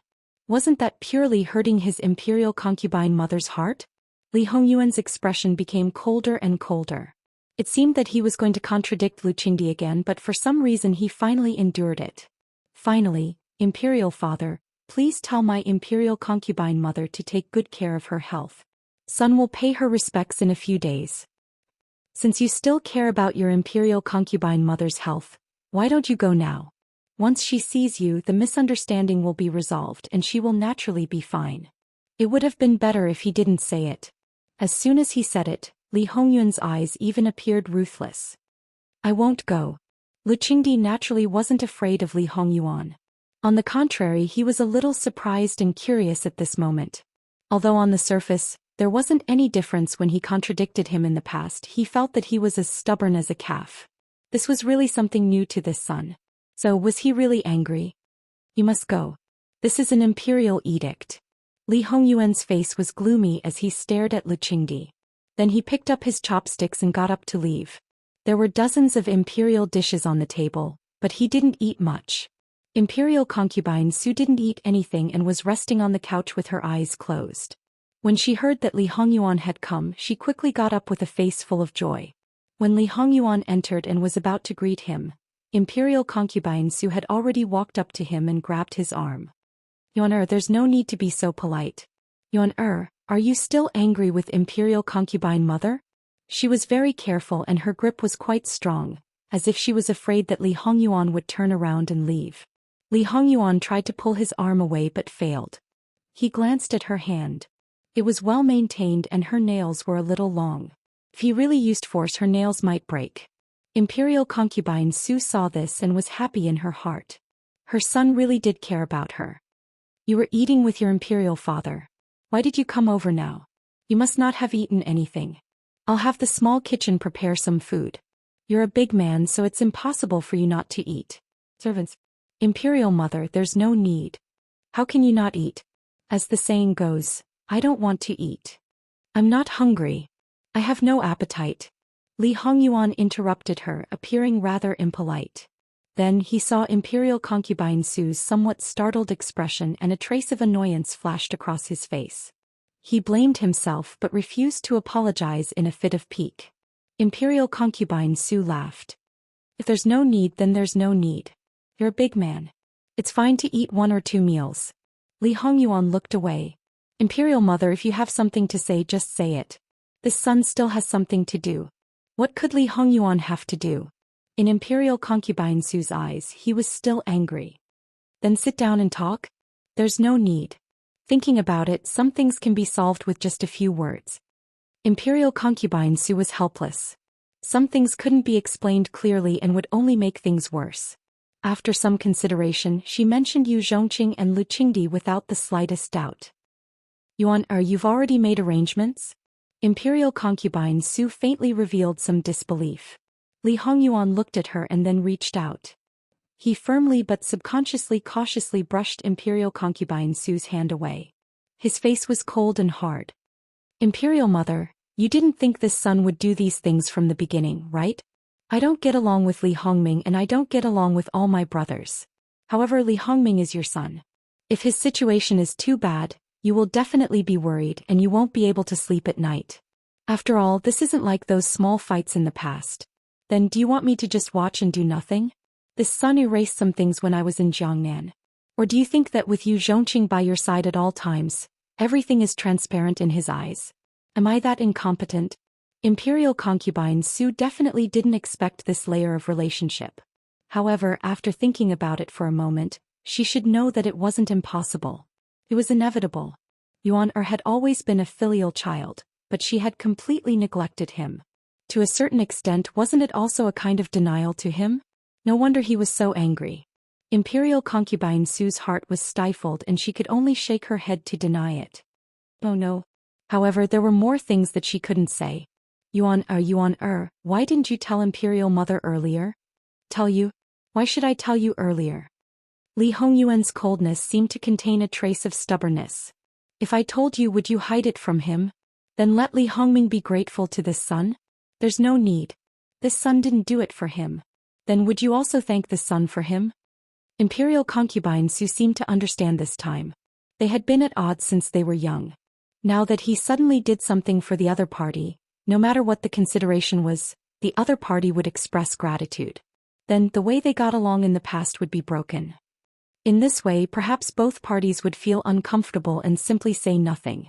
Anyway, as Yuan'er said, he didn't do it for Ming'er. In the end, it was because he felt uncomfortable in his heart. She understood, but she couldn't say it out loud.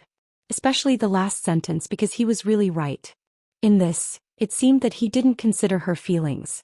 As a mother, she didn't think much of it, but the truth was that as a mother, she thanked her adopted son for her son. Yuan'er thought of everything and didn't want to see such a scene, so he chose not to say anything. In the end, she was the one who opened her mouth to plead first, creating a gap between mother and son. When she pleaded for mercy, the pain in her son's heart was probably countless times worse than expected. Imperial concubine Su's body and lips trembled, but she couldn't say anything.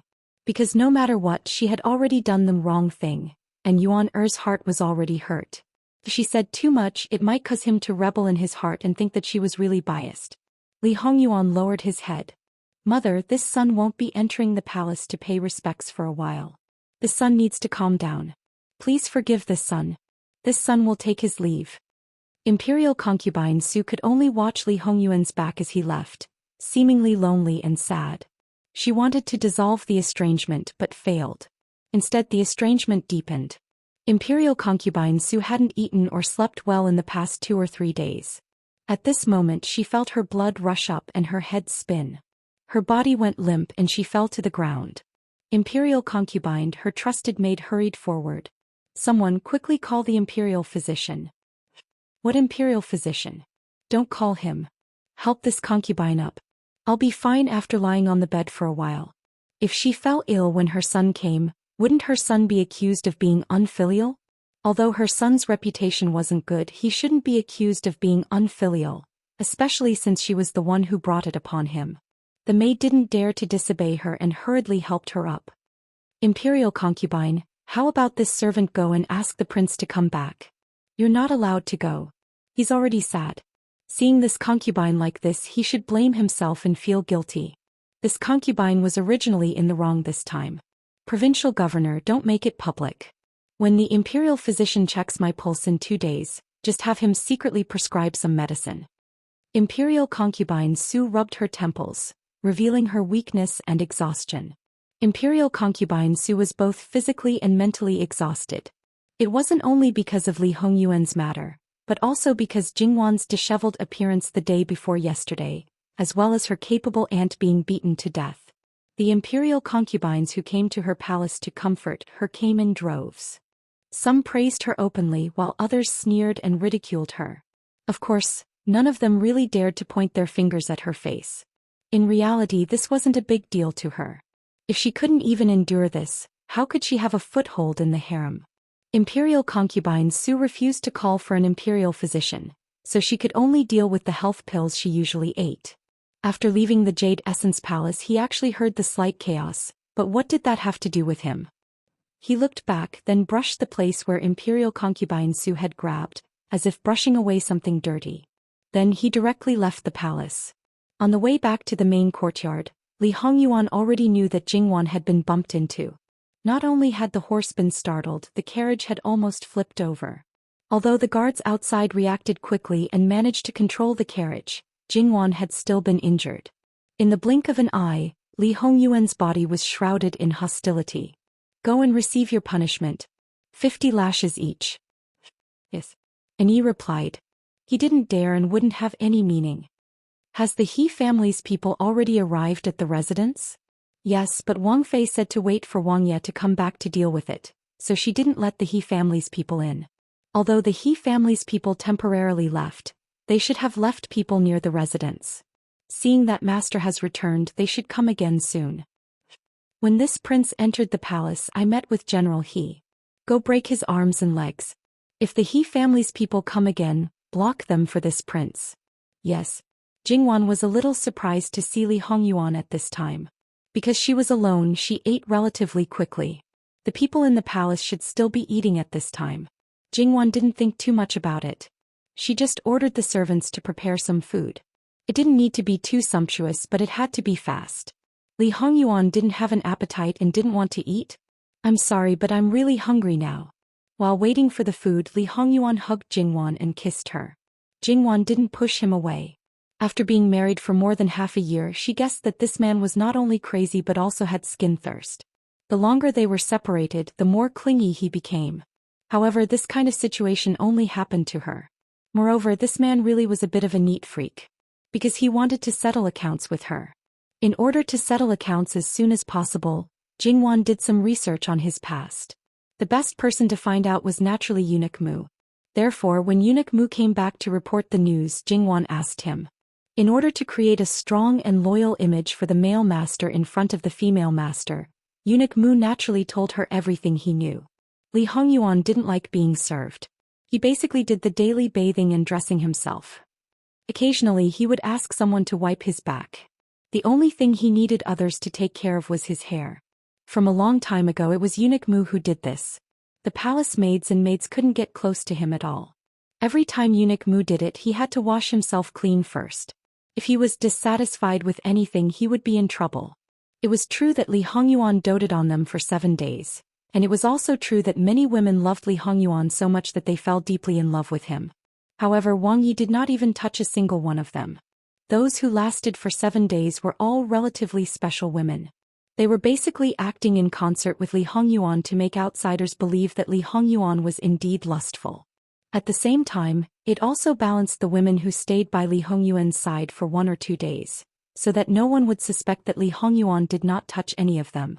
According to Eunuch Mu, the prince disliked those women because they were dirty. When they were close to him, their breaths were dirty. After knowing this, Jingwan touched her chin. She really couldn't believe it. Her husband's virginity might have been ended by her. Although she didn't directly ask Eunuch Mu such a question, Jingwan could almost come to this conclusion. Eunuch Mu was 7 or 8 years older than Li Hongyuan. He had been with Li Hongyuan since he was 5 or 6 years old. No one knew more about Li Hongyuan's private affairs than he did. It was no wonder that Jingwan was so surprised. Putting aside Li Hongyuan's skill in flirting and the way he did it in bed at the beginning, he was clearly a master among masters. He didn't seem like someone who had never tasted the taste of sex before. However, from Moonen's point of view, it seemed that he didn't need to tell such a lie. After all, no matter how dissolute and absurd a man was before marriage, as long as he didn't have anyone except his wife by his side after marriage, he could be regarded as a first-class man in a woman's eyes. Except for her, no one would feel a little uncomfortable. Before the princess got married, she would specially send a maid to test the marriage. Eunuch Mu must have the same idea. There was no need to make up a lie that Li Hongyuan had never touched a woman. So, someone was just gifted? He was so fierce and energetic in bed. In fact, it was because he had been accumulating it for a long time. Jingwan patted her head. She didn't pay attention to it and got it dirty. However, Jingwan was really happy about this. She didn't even notice that the little discomfort buried deep in her heart had disappeared without a trace. Therefore, when Li Hongyuan was intimate with her at this moment, she just let him be.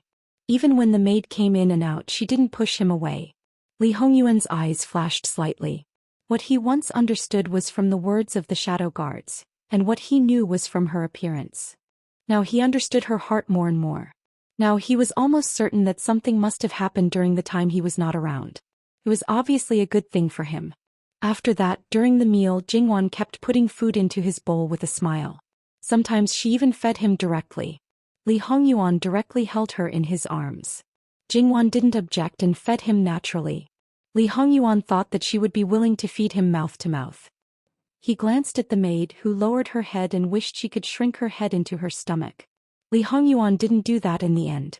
Perhaps from now on he didn't need to deliberately train her. Wan's awareness would be deeply ingrained in her bones. Li Hongyuan's stomach was full and his heart was satisfied. Jingwan wanted to take a nap and Li Hongyuan also accompanied her. When she fell asleep, he got up and called Nanny Gong and Eunuch Mu. After asking, he got the answer. Li Hongyuan couldn't help laughing. How could this be described as a vinegar jar? It was clearly a sea of vinegar. She was so happy just because he hadn't touched other women before. Her possessiveness wanted the unity of body and mind. He wanted everything. If one was missing, she would probably abandon it like a worn-out shoe. In this life, Li Hongyuan had kept his chastity not only because he knew that Jingwan cared about this aspect. In fact, in his previous life, his desires had been relatively indifferent. As he was a prince, he was like most men. He had never cared about other women's feelings, let alone serve them wholeheartedly. As long as he was satisfied, it was fine. In reality, other than certain places that they had to touch, including his princess consort, it seemed that they didn't have much intimate contact with him. After a certain amount of time, they would naturally separate. There was not a single exception. Because he was gifted, every time he slept with them, they were very unwilling to get close to him. They were even a little afraid because he was too ruthless and brought them only pain and no pleasure. They suffered every time. Anyone would be unhappy. They were unhappy, and Li Hongyuan was naturally disdainful. They just wanted a child and tried their best to seduce him. What kind of person did they think Li Hongyuan was? Therefore, those women were no different from the cold palace. Later, when he became the emperor, he was first in the chaos of war. After the country stabilized, his health gradually deteriorated. The number of times he entered the harem could be counted on one's fingers. Moreover, he felt bored in bed. Thinking about the only night with Jingwen he could have some fun. In the last few years he didn't enter the harem at all. As for the empress, who the hell was that? Except for Consort Xian, who was in charge of the harem, there was no other woman above the rank of consort. The court officials knew about his health condition and he was known as a tyrant. There were only a few women in his harem and no one dared to say a word. The influence of that time seemed to be carried over to this life, and some situations naturally became more and more serious. In the end, it wasn't that other women might have traumatized him, but that Jingwan left a deep impression in his heart. A man's passion and desire were separate. When it came to him, they couldn't be separated. https://11/11807/6654071. We will handle it as soon as possible.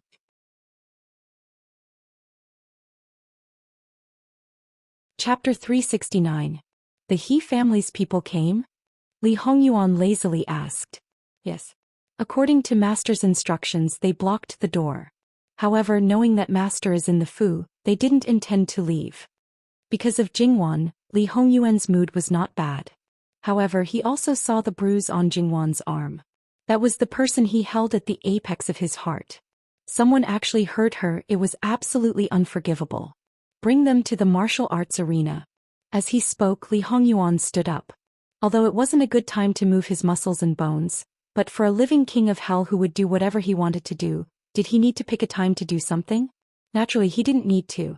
Inside the martial arts arena, there were weapon racks on both sides. Although they might not be used, there were all kinds of weapons. Li Hongyuan took the spear that he was most comfortable with. The spear was more than 1 zhang long. The body of the spear was pitch black and carved with exquisite patterns. The surface was faintly glowing. The spearhead was bright and the cold light was threatening. With a flick of his hand, he grabbed the end of the spear and skillfully shook it. The entire body of the spear shook and made a buzzing sound. After that, he executed a set of spear techniques. In his hands for a long time, it was as if he was using his arms and fingers.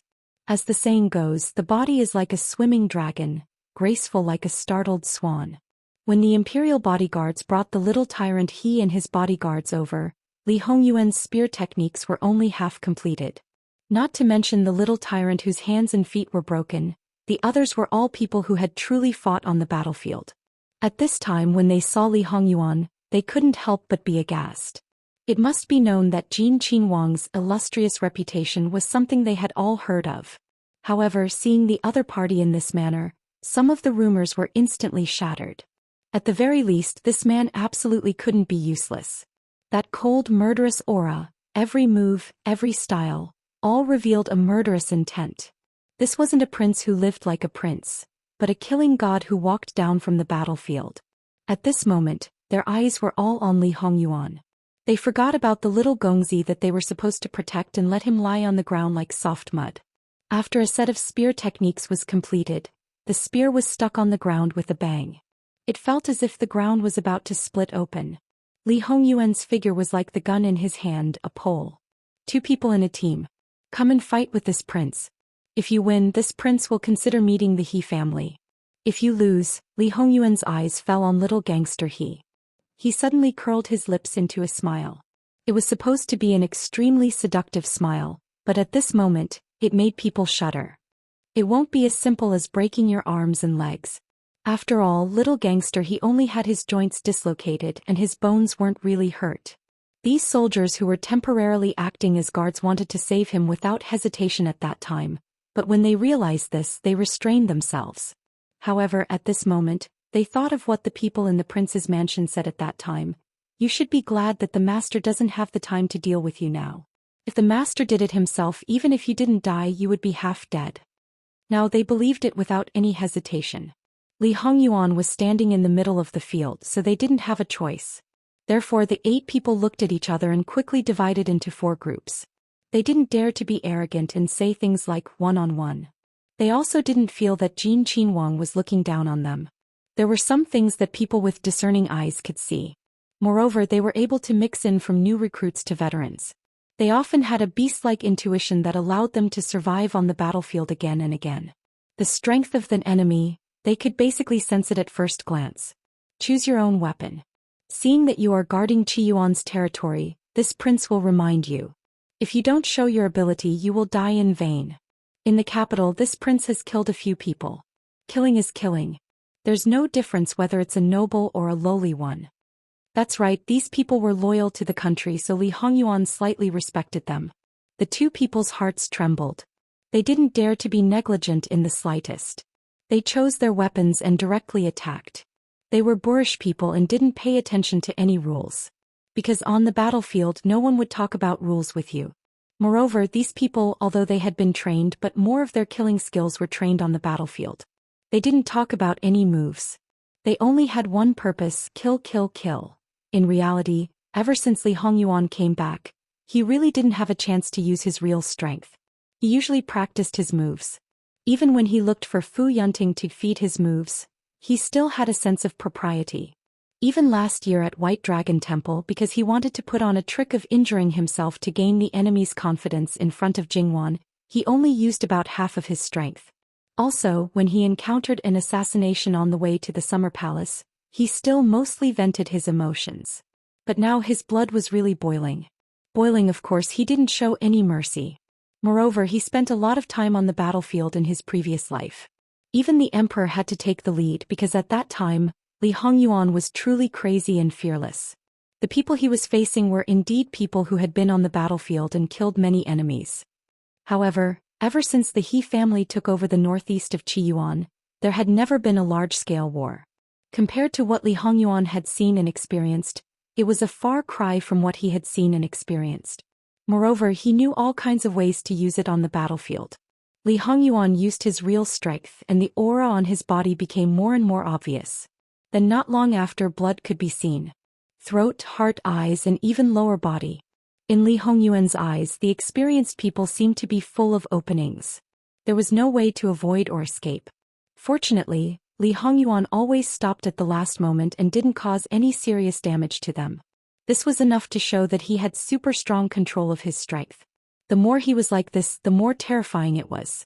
This meant that he really could easily control the life and death of his opponents. And Yi and the others knew that their master was very strong, but they didn't know how strong he was. Now that they saw it, it was probably beyond their expectations. However, with just these 2 people, it was impossible for their master to use his full strength. They could feel that Li Hongyuan's current state would be very disappointing if he continued. If he was disappointed, he might really kill them. In fact, as Li Hongyuan said, it was nothing if he killed 2 people. However, these people couldn't be killed. Because if they were killed, it would probably cause the entire Northeast army of 100,000 people to not hide it from their master or the imperial family. Thinking about it, they knew that they were risking their lives at the border. In the end, their brothers who went through fire and water didn't die on the battlefield, but were inexplicably killed by the Wangya of the country they were loyal to. How could they not be angry and sullen? At that time it was hard to say what the consequences would be. And Yi thought for a moment, 2 more of you go. making a decision without authorization, and E was also prepared to receive punishment later. And E could see it clearly, and so could these soldiers. Without hesitation, they directly chose their weapons and charged forward. They originally thought that it might be the result of 1 + 1 = 2, but in fact it was far greater than 2. As the direct opponent, Li Hongyuan could naturally clearly feel it and quickly discovered the reason. It wasn't that the 2 people who came later were stronger, but because the 4 people formed a small formation with both offense and defense. Thus, how could the power not increase? This kind of unforeseen event made an E and the others a little worried. Their standing posture involuntarily changed, ready to attack at any time. However, they quickly discovered that their worries were unnecessary. Although it was a formation, Li Hongyuan immediately saw that this small formation had been simplified and couldn't display its full power. Moreover, there were also flaws. If his guess wasn't wrong, the complete formation should be 8 people, perhaps just adding the 4 outside the field. Li Hongyuan's offensive was slightly restrained. It looked like he was being suppressed. However, he seized the flaw and destroyed the formation in one fell swoop. The original power plummeted. Perhaps because they were caught off guard, the effect of 1 + 1 was less than 2. As a result, the field returned to the initial situation. The 4 people had more and more wounds on their bodies. Perhaps it was about time. Li Hongyuan used his long spear to send them flying one after another. The 4 people who smashed hard on the ground only felt their chests tremble slightly and coughed up blood slightly. However, they didn't have any resentment. Instead, they looked at Li Hongyuan with excitement and reverence. Their thoughts were the simplest, and that was to worship the strong. Li Hongyuan's aura didn't diminish. Again, when the remaining 4 people heard this, they immediately went on stage. All of them were somewhat excited.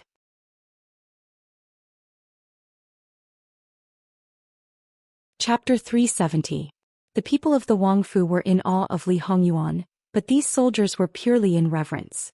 It was mainly because of the first impression and the degree of understanding of the real Li Hongyuan. Don't look at how these soldiers were like now. If they really worked for him like an E and the others, it wouldn't be long before they would be like them. Thinking about it this way, they were a bit envious of these soldiers. As the saying goes, ignorance is bliss. These words weren't false at all. The last 4, as expected, had the same ending as the first 4. However, the light in these people's eyes was even more intense. After watching the battle, an E was thoughtful. He seemed to understand a little bit of his master's purpose for suddenly doing this. Beating around the bush to deal with people had never been their master's style. His muscles and bones were completely relaxed. Li Hongyuan's body heated up and there was an indescribable carefree feeling. He casually threw the spear in his hand and it steadily landed on the weapon rack. Then he walked towards the little gangster who was lying on the ground. Only then did the few soldiers restrain their exposed emotions and somewhat nervously looked over. They had lost, and the one who suffered was the little Gongzi. But with their current situation, even if they were to face Jin Qinhuang alone, they would not be able to stop him, not to mention that there were still a bunch of guards standing guard. The group of imperial guards of the Wangfu also looked over, but they wouldn't have known if they didn't see. Now that they saw it, the expression on their faces cracked a bit. Actually, they had already discovered before that this boy was actually very unyielding. When his hands and feet were broken, he only frowned at that time. Just based on this point, they still respected him as a man. He was worthy of being born in a family of generals. If it was those dandy Gongzi in the capital, they would be howling like pigs being slaughtered. Only this one, his mother, that fanatical expression was even more intense than those soldiers. Li Hongyuan's feet subtly paused. Although others didn't see it, his following kicks were not the least bit careless. The first kick landed on the shoulder and the little gangster who was lying on the ground was flipped half a circle. The angle also shifted. After that, Li Hongyuan took 2 steps forward with a feeling of taking a leisurely stroll. The next kick landed on the side of the ribs, making people seem to hear the sound of bones cracking. Taking a leisurely stroll or whatever, it was definitely an illusion. After several kicks, little gangster spat out blood as expected. It was obvious that his internal organs were injured. However, he only let out 2 muffled groans. He didn't cry or beg for mercy. Little gangster, he was definitely a tough guy. In the end, Li Hongyuan stepped on little tyrant chest, but he didn't use much strength. He squatted down, moved his toes and touched little tyrant chin. Then he met little tyrant burning eyes. Alright, this description was a bit strange, but it was the truth. Although little tyrant injuries were not light, and his expression was slightly distorted, he was still filled with passion. If Jingwan was here, she would probably give him a reasonable title, which was a fanboy, a brainless fanboy. Li Hongyuan didn't have any other emotions except for the first time. It wasn't that he hadn't seen little Tyrant He's condition in other people before. For example, Wan Fengfei in the past and some of the girls who weren't favored by Xing Do. However, in comparison it wasn't so obvious. Of course, Li Hongyuan also knew that the meaning behind this was different. Speaking of little gangster Li Hongyuan was very familiar with him. Of course, that was in his previous life. According to the time, he had to wait for a few more years. When he went on expeditions, little gangster he was one of his valiant generals. Little gangster he's name was Sea of Consciousness. He was the youngest son of He Jinwei, the general who was currently guarding the northeast border. He had 4 older brothers, 2 of whom were direct descendants and 2 of whom were concubines. Of the 4 brothers, only 2 were left. The He family was different from other families. Because they were guarding the border, they suffered a lot of losses. Therefore, among the brothers, no matter if they were direct descendants or concubines, they had a good relationship. The He family was actually quite decent.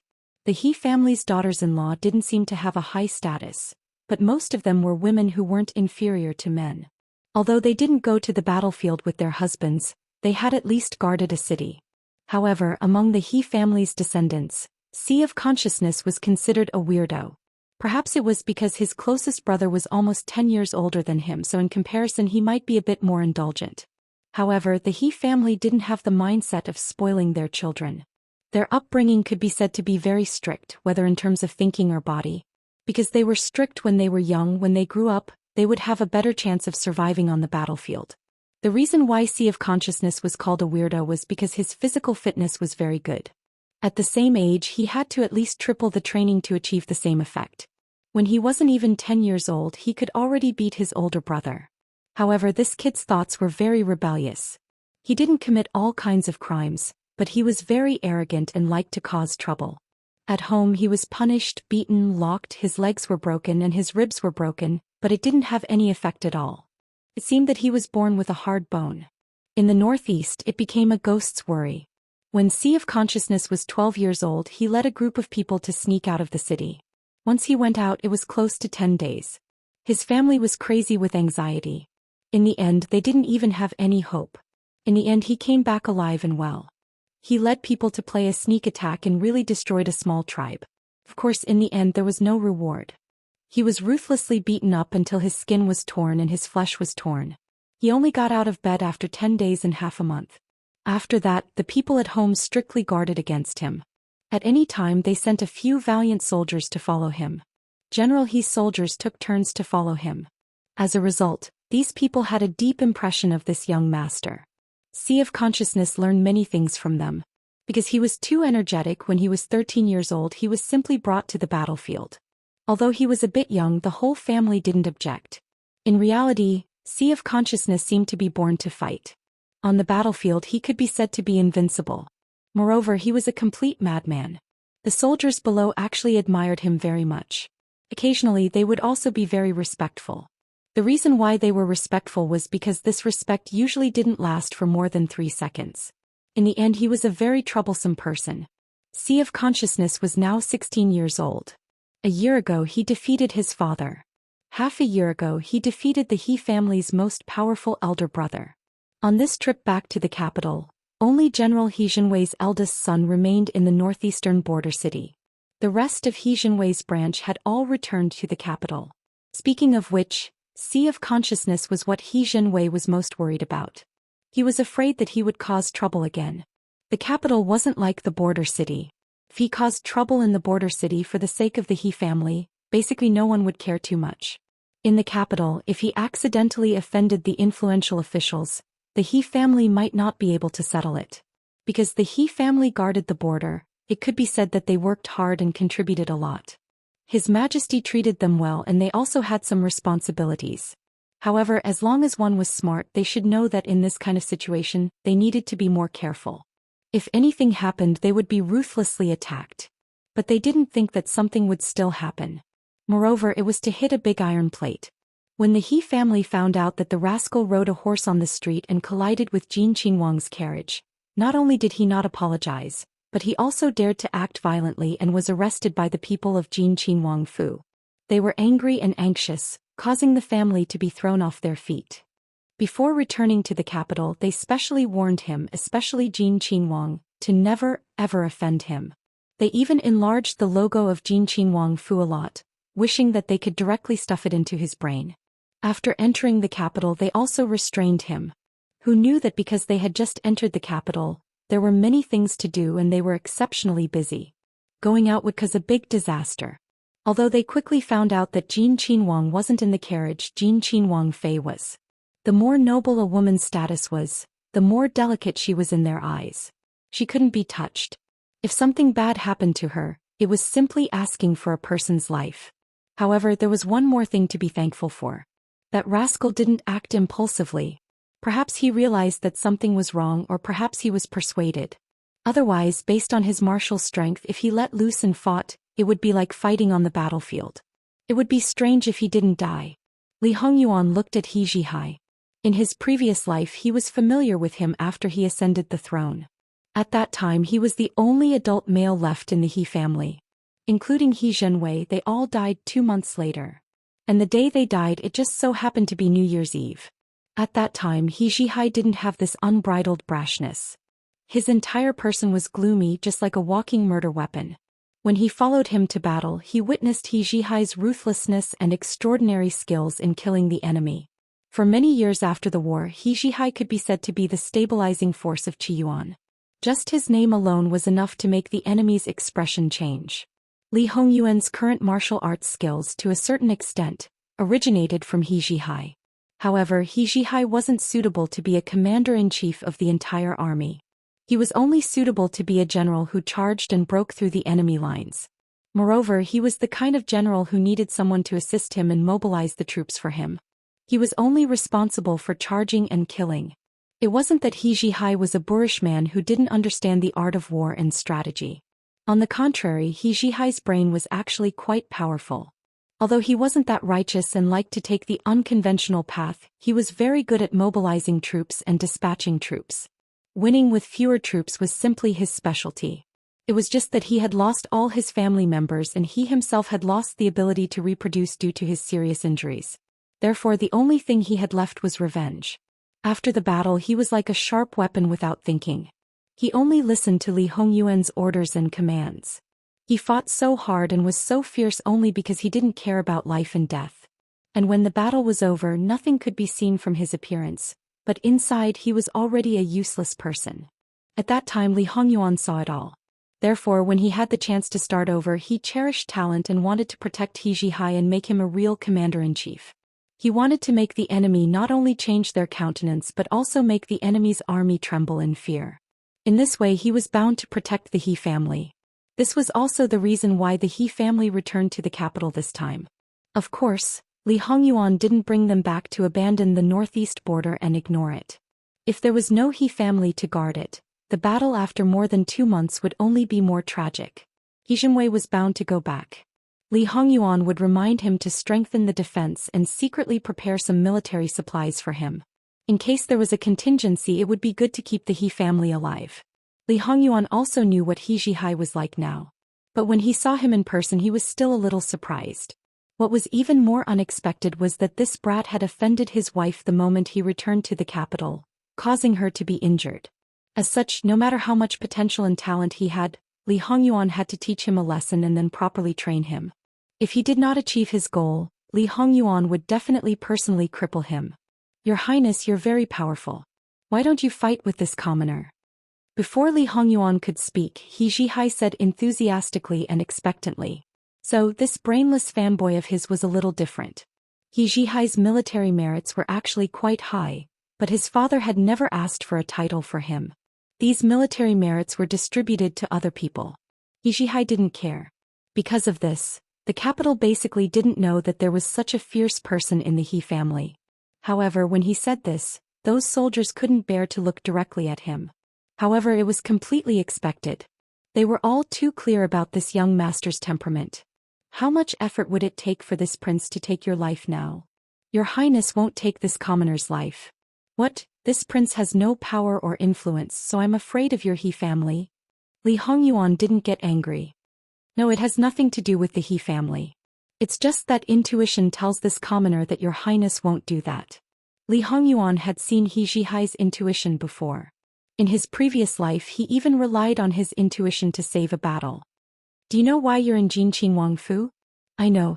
This commoner can apologize to Wang Fei Nyang Yang, kowtow and admit his wrongs. As long as I can fight with your highness, this commoner will do anything. He was still enthusiastic. Therefore He Zhihai sold himself so easily. So much so that for many years in the future when he recalled today he couldn't help but want to bang his head against the wall. He was really too stupid. How could this master's heart be so black?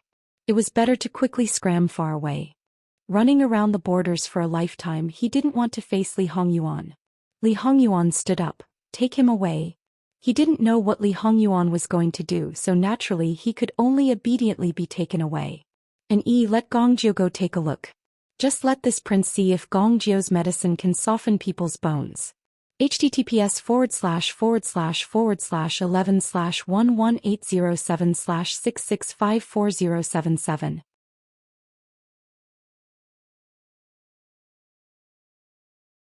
Chapter 371. After Li Hongyuan finished dealing with He Zhihai, he went back to accompany his wife to sleep. As for whether He Zhihai would cry for his father and mother in pain, that was none of his business. Perhaps it was because of the familiar person, the familiar smell. When Li Hongyuan approached, Jingwan unconsciously rubbed into his arms. Her head rested on his arm and her arm rested on his chest. She also sleep-talked, calling out Yuan. Li Hongyuan chuckled and moved his body to let Jingwan sleep more comfortably. He touched her face and kissed her. At least at this moment, Li Hongyuan's heart was abnormally satisfied. The person at the top of his heart who had become obsessed with obsession was his legitimate wife. At this moment she was peacefully lying in his arms, which was enough to soothe all his negative emotions. And in order to maintain everything now and even let Jingwan be more unrestrained, he must hold the power in his hands and no one can say anything. Jingwan woke up and before she opened her eyes she rubbed Li Hongyuan's shoulder and whispered twice, Yuan, N? Yuan, N? Yuan. Li Hongyuan turned his head to look at her and smiled silently. And I'm here. Yuan, Yuan, Yuan. Jingwan called out again and again without saying anything else. Li Hongyuan also responded patiently. She didn't know how many times she called out, but Jingwan's heart seemed to finally be satisfied. Then she remembered the things she should have asked the day before, such as the matter of Prince Zhongfu catching fire. Later I'll have people organize all the big and small things in the capital in the past 6 months. When the time comes you can take your time to look at it. When Li Hongyuan said this in a place where Jingwan couldn't see, his eyes flickered. Speaking of which, although he deliberately let people go easy on him, someone really could do it, which was indeed amazing. Jingwan responded, how do you plan to deal with the He family's matter? Li Hongyuan didn't hide anything and briefly told her what happened before. Although Jingwan didn't know how powerful Gongjio's medicine would be, she was quite optimistic about him. Well, there was a condition called hypersensitivity to pain which would increase the pain by countless times. A small cut or hit could make people feel excruciating pain. Maybe Gongjio had such a medicine. If so, she would light 32 candles for Hejio's little gangster. I heard that in the past years, General He came back with a few bodyguards and didn't have any family members. This year, is there a bad rumor? Or is there something wrong with the He family? Or is someone plotting something again? 1-1 You're overthinking. It's not like that. Although the He family has worked hard and made great contributions, the Northeast is relatively stable and there are no major wars. Naturally, the He family's influence is limited and it's far from the capital. Similarly, the He family guards the Northeast and basically has no contact with the capital.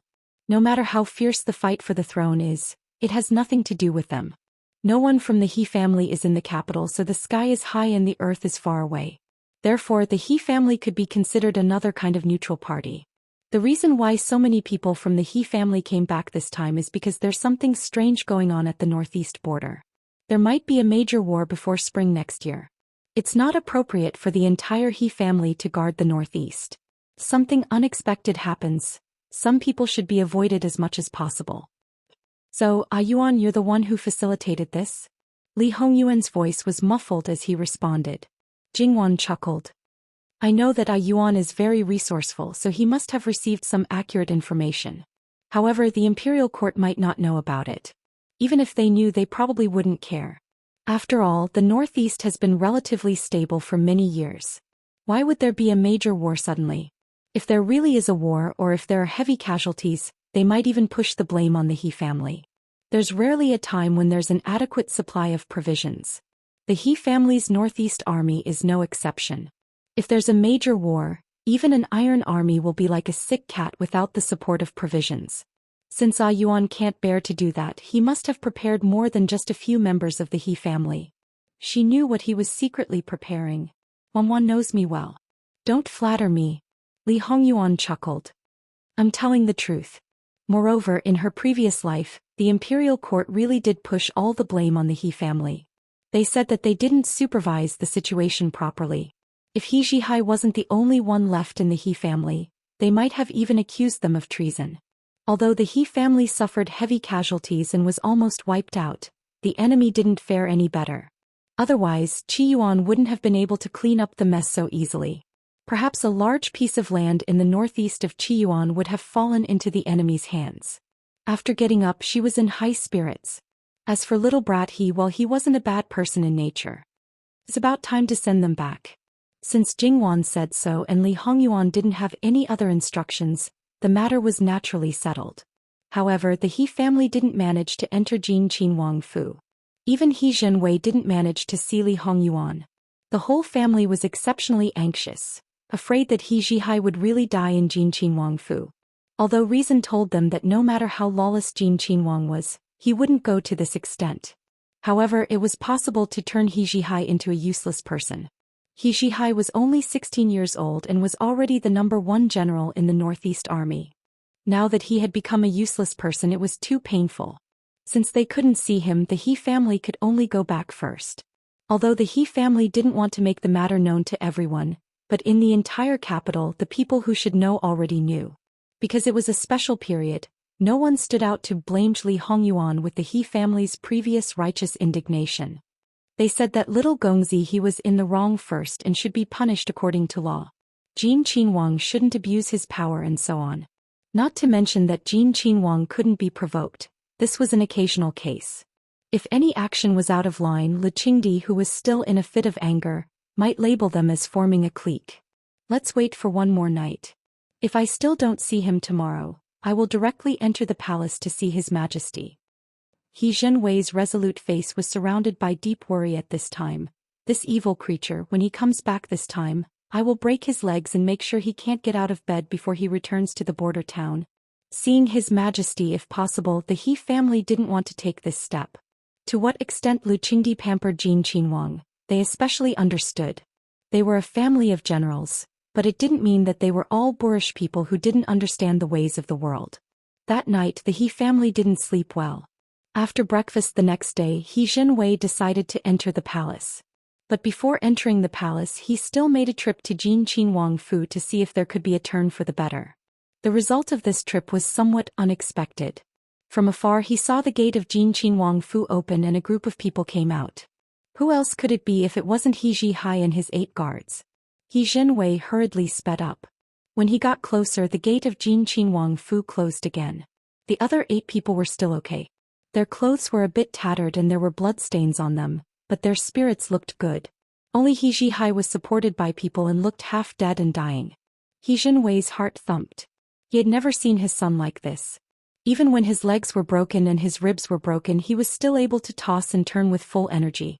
He Zhenwei's body trembled and his lips trembled, but he didn't say anything. Let's talk when we get back to the Fu quickly. Being on the battlefield all year round, this military doctor definitely couldn't be lacking. This time the most powerful military doctor in the Northeast Army also came back. A large group of people surrounded him, anxiously waiting for the diagnosis results. The 8 military men looked at each other in dismay.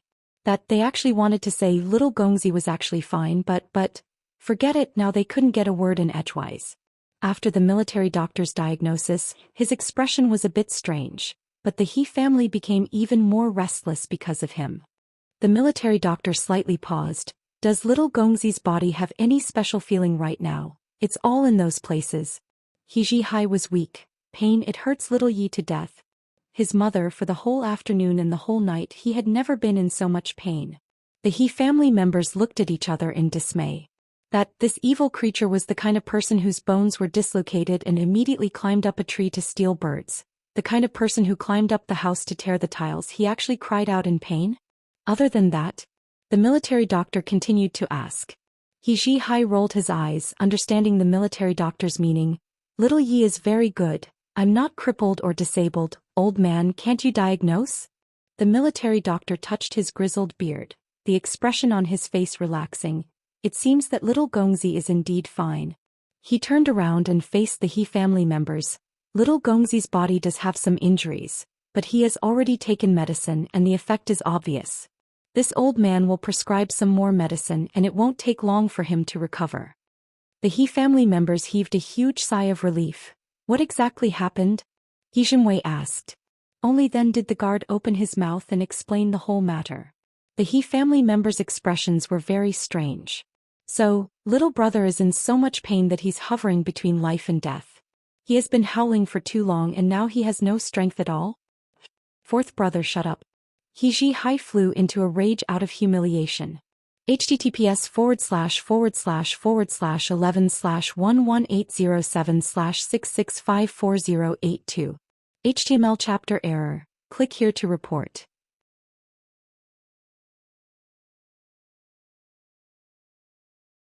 Chapter 372. He Zhenwei stepped forward and sat beside He Zhihai's bed. Without holding back, he patted He Zhihai's chest. He Zhihai shuddered and howled miserably. The sudden sound startled everyone in the room. Then they looked at He Zhihai with a bit of disbelief and some worry. He Zhihai's face turned green. Did they think he was willing? His mother, it was really too painful. He couldn't bear it at all. It should be that the effect of the medicine hasn't completely disappeared. Once the effect is gone, it won't be like this. The military doctor said with a smile.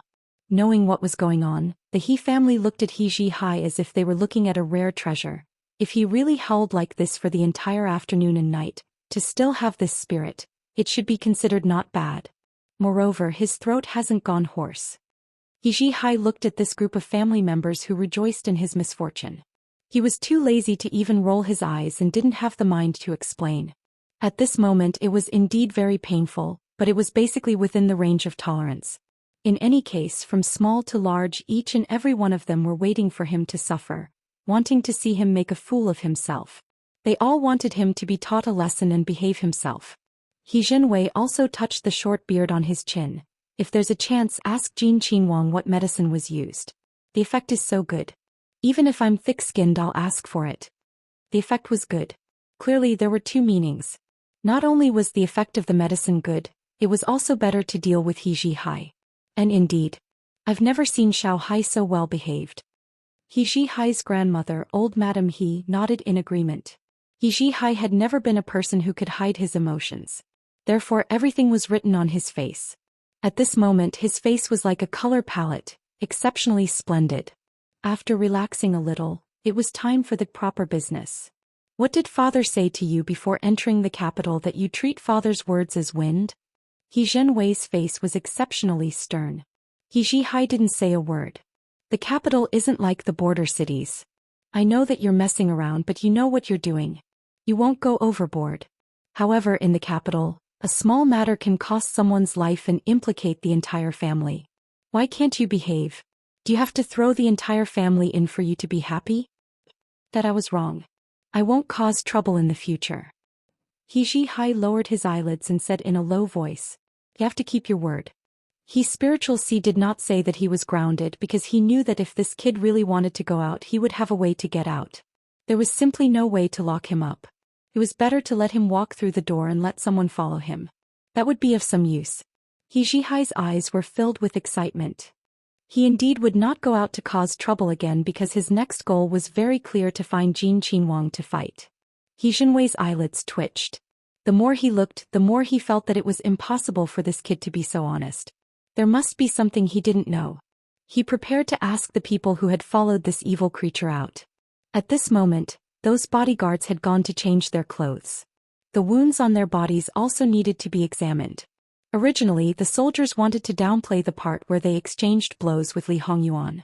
Now that they were faced with General He's cold and stern face, all of them were like quails and confessed everything. He Jinwei only felt his temples throbbing. He was very clear what kind of moral character his son had. When they were in the border city, he had not been lenient when he exchanged blows with his father. Now he had the guts to set his eyes on a Qinhuang, and it was the kind that could not be provoked. Originally, when he had offended Jin Qinhuang Fei, the other party had just tidied him up and did not lose an arm or a leg. He should be extremely thankful. But this matter was not over yet. He was still thinking about how to deal with the aftermath. Sure enough, he should directly break that evil creature's legs so that he could not get out of bed. That would also save him a lot of worry and trouble. He Jinwei could almost imagine wherever Jin Qinhuang went, that evil creature would block him. That scene was simply unbearable to look at. After all, he had done this kind of thing many times in the northeast border city. It was only until those people were all knocked down that it gradually stopped. Fortunately, those soldiers were still broad-minded and did not argue with that boy. After all, to be flipped over by a young teenager in public was a very shameful matter. They even said that the younger generation would surpass the older generation. Even if those people were indignant, they would not do anything to that evil creature on account of his face. Jin Qinhuang was different. If he really wanted to block the door, he had many guards around him. One word from him could make that evil creature suffer. After all, 2 fists were no match for 4 hands. If Jin Qinhuang was really angry and let people completely cripple him, he, as the father, could only pinch his nose and swallow his bitterness. There was no place to judge, and he did not have the face to do so. He Jinwei wiped his face. There were several times when he had the impulse to beat that evil creature. When that evil creature exchanged blows, he was not lenient. Usually, if he really broke his legs, he would not dare to fight back, but in the end he did not have the heart to be associated with such an evil creature. Great General, he felt that his lifespan could be shortened by 10 or 20 years. Forget it, first apologizing to Jin Qinhuang was the proper thing to do. It was just that he was a military general. In the entire capital he did not have any close in-laws. At most he only had distant relatives. In the past few years he would come back with his personal guards. He would not hold a banquet, nor would he pay a visit. This time, because his family had returned, there was a possibility that he would stay in the capital in the future. A banquet was a must. Before that, it would not be good for him to pay a visit to anyone. Even if it was to apologize, it would not be good. This was in consideration of both sides. After thinking about it, Great General, he decided to start with Lu Qingdi. He explained the cause and effect clearly and let Lu Qingdi help to build a bridge. This could also show his loyalty. Before entering the palace, Great General, he still went to see He Zhihai. The father and son talked about something behind closed doors. Whether it was effective or not, he did not know for the time being. He Jinwei was very skilled in war. His EQ was also very high. After briefly explaining the matter, he began to pour out his grievances. That evil creature was such a disgrace. How could he not be worry-free? How could he give people a headache? But in the end, this evil creature is this official's son. I can't really ignore him. Lu Qingdi was not only greatly moved, he could empathize with him. He also began to pour out his grievances. He also had an evil creature son. Beloved official, you have been far away in the border city all year round. You don't know, the living Hell King's fighting strength was much more valiant than little gangster he. When Great General he heard this, he sighed endlessly. So what? His son could still live well, it was really a miracle. With such a comparison, he actually felt that his son was actually quite obedient. Just think, if his son was really like Jin Qinhuang, he reckoned that he would have long been angered to death. After all, no matter how he was, he could not be like Lu Qingdi, who could suppress everything. Zhen's evil creature, these 2 years he has restrained himself a lot. Although he still occasionally angers Zhen, contradicts Zhen, but those messy things have decreased. Beloved official, you don't need to take it to heart. After all, it was my son who bumped into the carriage and frightened Jin Qinhuang Fei. I should apologize to Wang Fei Nyang Yang. Lu Qingdi's finger tapped on the table. Zhen is very clear about Old Six's temperament. If something makes him unhappy, he won't let today's matter pass until tomorrow. As long as he stops, this matter is basically over and he won't remember it. Since he released your family's boy, it means that Old Six's wife is fine. If beloved official really feels apologetic, just let your mother make a trip to Jin Qinhuang Fu and it will be fine. Hearing Lu Qingdi's words, "Great General," he was relieved. When He Zhenwei returned home and said this, old Madame He and others were also relieved. They, as military officers, were poor. They couldn't take out much gold, silver and jewels. But in the northeast it didn't mean that there were no good things. Precious fur, precious herbs, it was more abundant than other places.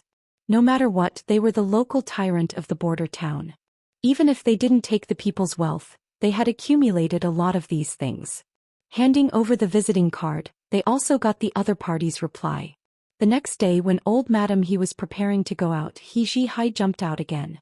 He firmly expressed that he also wanted to go to Jin Qin Wang Fu.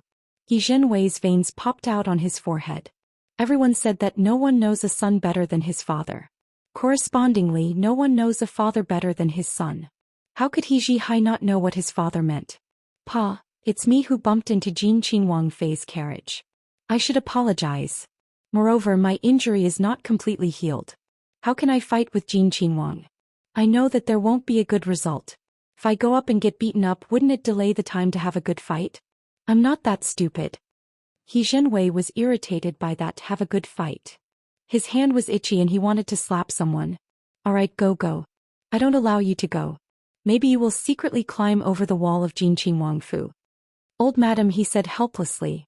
https://11/118076654084.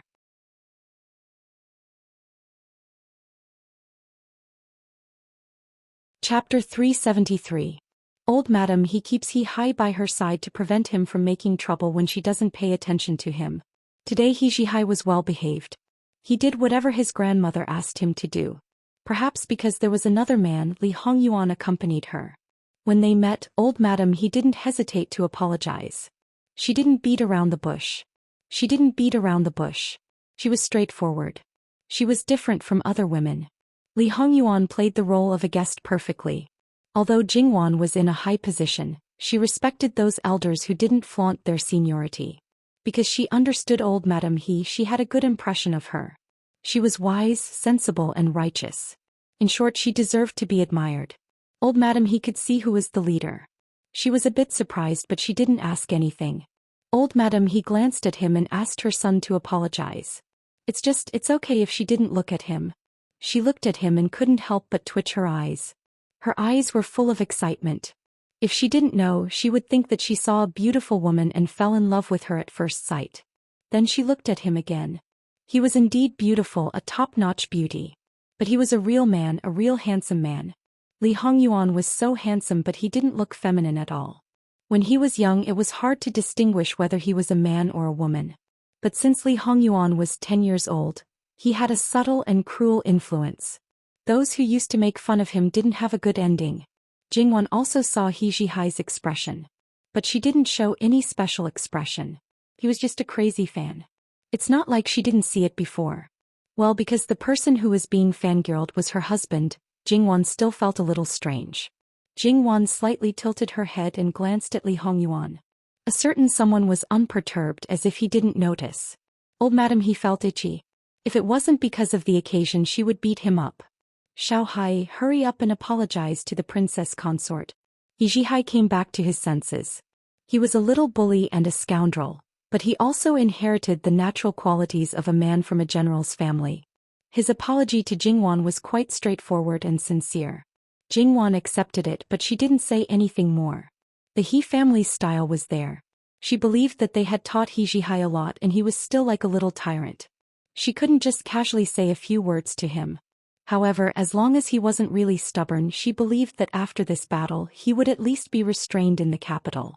Old Madame He doesn't stay for long. After all, it's a special time. Even with Lu Qingdi's imperial decree, she still needs to be cautious.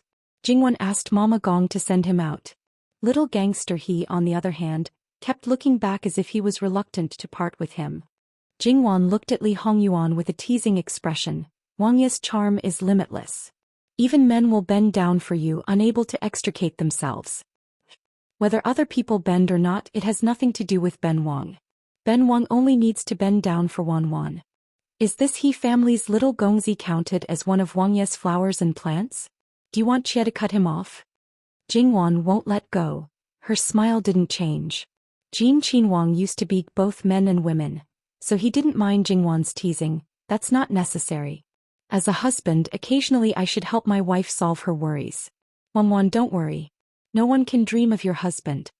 The husband and wife teased each other for a while. After the joke was over, Jingwan asked Li Hongyuan about He Zhihai's matter. He's just obsessed with martial arts. He's excited to see you, Li Hongyuan replied lazily. Jingwan nodded. She understood immediately. Let's not talk about this matter for now. It's been 2 or 3 days. How is Wanwan reflecting on her mistake? This. Almost done. I'm preparing to clean it up. Li Hongyuan nodded. This husband will wait and see. Speaking of which, to clean up a certain someone's peach blossom, some preparations were still needed. Jingwan ordered for our Jin Qinhuang Fu's steward to see her. Jin Qinhuang Fei smilingly expressed that she needed to know all the details of the beauties in her husband's other courtyard. How big and small they were, how they came, what their identities were, etc. Mu Gonggong inexplicably trembled. That, although Master absolutely didn't do anything wrong to Wang Fei, but the existence of so many beauties was a fact. Wang Fei's smile didn't decrease, but it made people feel that her mood was quite subtle. It didn't seem like she was angry, but it definitely couldn't be said that she was happy. Was it really that after being with Wang Ye for a long time, Wang Fei also became terrifying? It was terrifying to the point that it was a bit different. When a person's joy and anger were completely expressed on their face, it was actually easier to bear. But a gentle fear was what people couldn't bear, right? Fortunately, after Mu Gonggong returned from the Luo family and met with an accident on the road, he had already made preparations. Now whatever Wang Fei wanted, he could immediately take it out and organize it into a book. He was simply too considerate. Well done. Jingwan praised. Wang Fei, you flatter me. It's this servant's duty. Jingwan smiled and nodded. Mugen has always been loyal and devoted to Wang Ye. Since Mugen is so clear about these things, it must have been through your hands. You've worked hard. Moon and was still complacent before, but now he had a bitter expression. That it might not be right to do things too perfectly. Now he was simply lifting a stone to smash his own feet. In Wang Fei's eyes, he must have become the ultimate lackey, the culprit who searched for beauties for Wang Ye. Such a person, in the eyes of the female master, should be chopped into pieces. Mudan, this Wang Fei remembers your loyalty. Continue to work hard. Jingwan's smile didn't change. Mugen wailed in his heart. Wang Fei, please forget.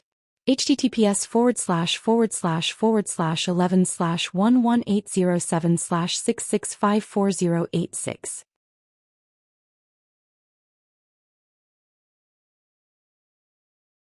Chapter 374. In the following 2 to 3 days, the latest rumor in the capital was that Jin Qinhuang Fei was extremely jealous. The beauties in Jin Qinhuang's courtyard were either sent away, sold, or beaten to death by her. Not a single one was left. Even the courtyard where the beauties were kept was completely demolished. The things inside were all dismantled and sold, not a single one was left. All of this was enough to show how much Jin Qinhuang Fei hated the existence of those who had no one. Previously, there was a rumor that Jin Qinhuang Fei was jealous and could not tolerate people. Moreover, she was vicious and merciless. At that time there might have been some doubts, but this time it was really big. It was said that the beauties who were sent away were not dressed properly. It was said that the beauties who were sold were all tattooed with the word sin. It was said that the most miserable were the beauties who were beaten to death, crying and begging for mercy. They were so petty and pitiful that they could not beg Jin Qinhuang Fei to take pity on them. Not only were they beaten until their flesh was lacerated, they finally breathed their last. The beatings did not stop and they were turned into a pile of meat paste. The blood seeped into the ground and could not be washed away. It was not so bad, but Jin Qinhuang Fei actually sat on one side eating while observing the punishment. That scene made one's hair stand up in anger. Even if it was the notorious Jin Qinhuang compared to Jin Qinhuang Fei, it seemed that he had to retreat. Although Jin Qinhuang's name as the living king of hell was an indiscriminate and comprehensive suppression, Jin Qinhuang Fei only targeted the flowers and plants around Jin Qinhuang Fei. They could not be mentioned in the same breath. Jin Qinhuang Fei was not to the extent of making everyone fear her. However, it seemed that the world's attacks on her were even more aggressive. There were even people who requested the emperor to divorce such an evil woman. Such a person without virtue, Not to mention being a daughter-in-law of the emperor, even ordinary families would divorce her and lock her up in the family temple. Those were all light punishments. The matter was far from over. As Jingwan's grandfather Luo Rongyan, the Minister of Personnel, was also implicated. Logically speaking, Luo Rongyan should be the one to be directly attacked. However, Luo Rongyan was far from being qualified to sit in the imperial court. No matter how he was impeached, it wouldn't have much of an impact in the end. Thus no one bothered to do that useless work. Ever since Luo Peishan became the minister of the Ministry of Personnel, he had been stubborn. No matter who tried to rope him in, he had offended everyone. At this time, naturally, no one would mention the Minister of Personnel's impartiality. However, even though he was impeached, Luo Shangshu appeared to be quite calm.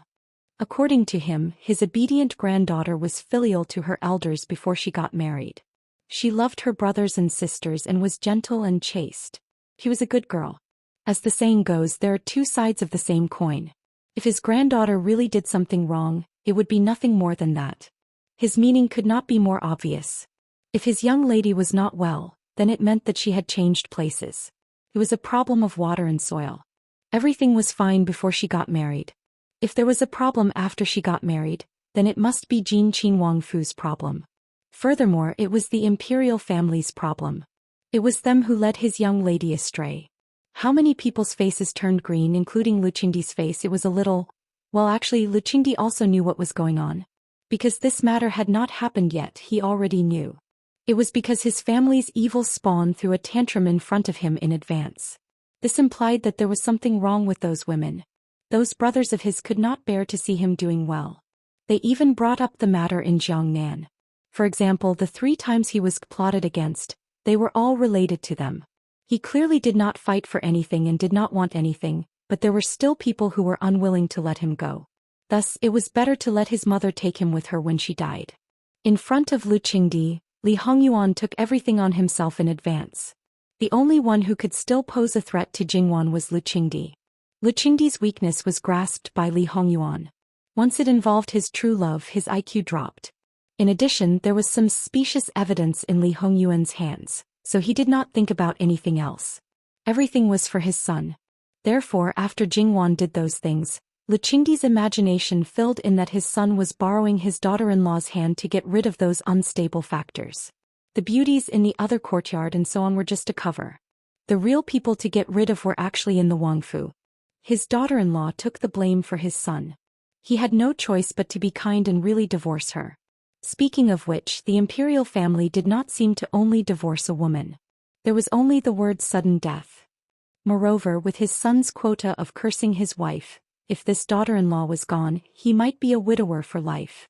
Not only that, thinking about the abundant national treasury and the bulging private purse, that was also old Six's daughter-in-law's infamy.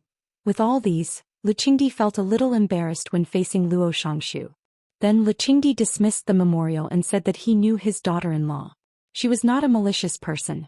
It must be those lowly people who angered her. What's more, what she said about being beaten to death was purely false. As the daughter-in-law of the imperial family, she represented the imperial family's face. Such wanton slander was slandering the imperial family. Whoever released the message, if he found out, he would definitely punish them severely. Then the reward flowed like water into Jin Qinhuangfu and was given to Jin Qinhuangfei. Jingwan looked at the things that filled the courtyard and was speechless. What was that? Many of these things were embezzled by her from Jiangnan. As the monarch of a country, was he really so embarrassed? Moreover, she brought back tens of millions for him. These things were not even worth 100,000. So stingy. Waving her hand, she put them into the treasury. https://11/11807/6654088.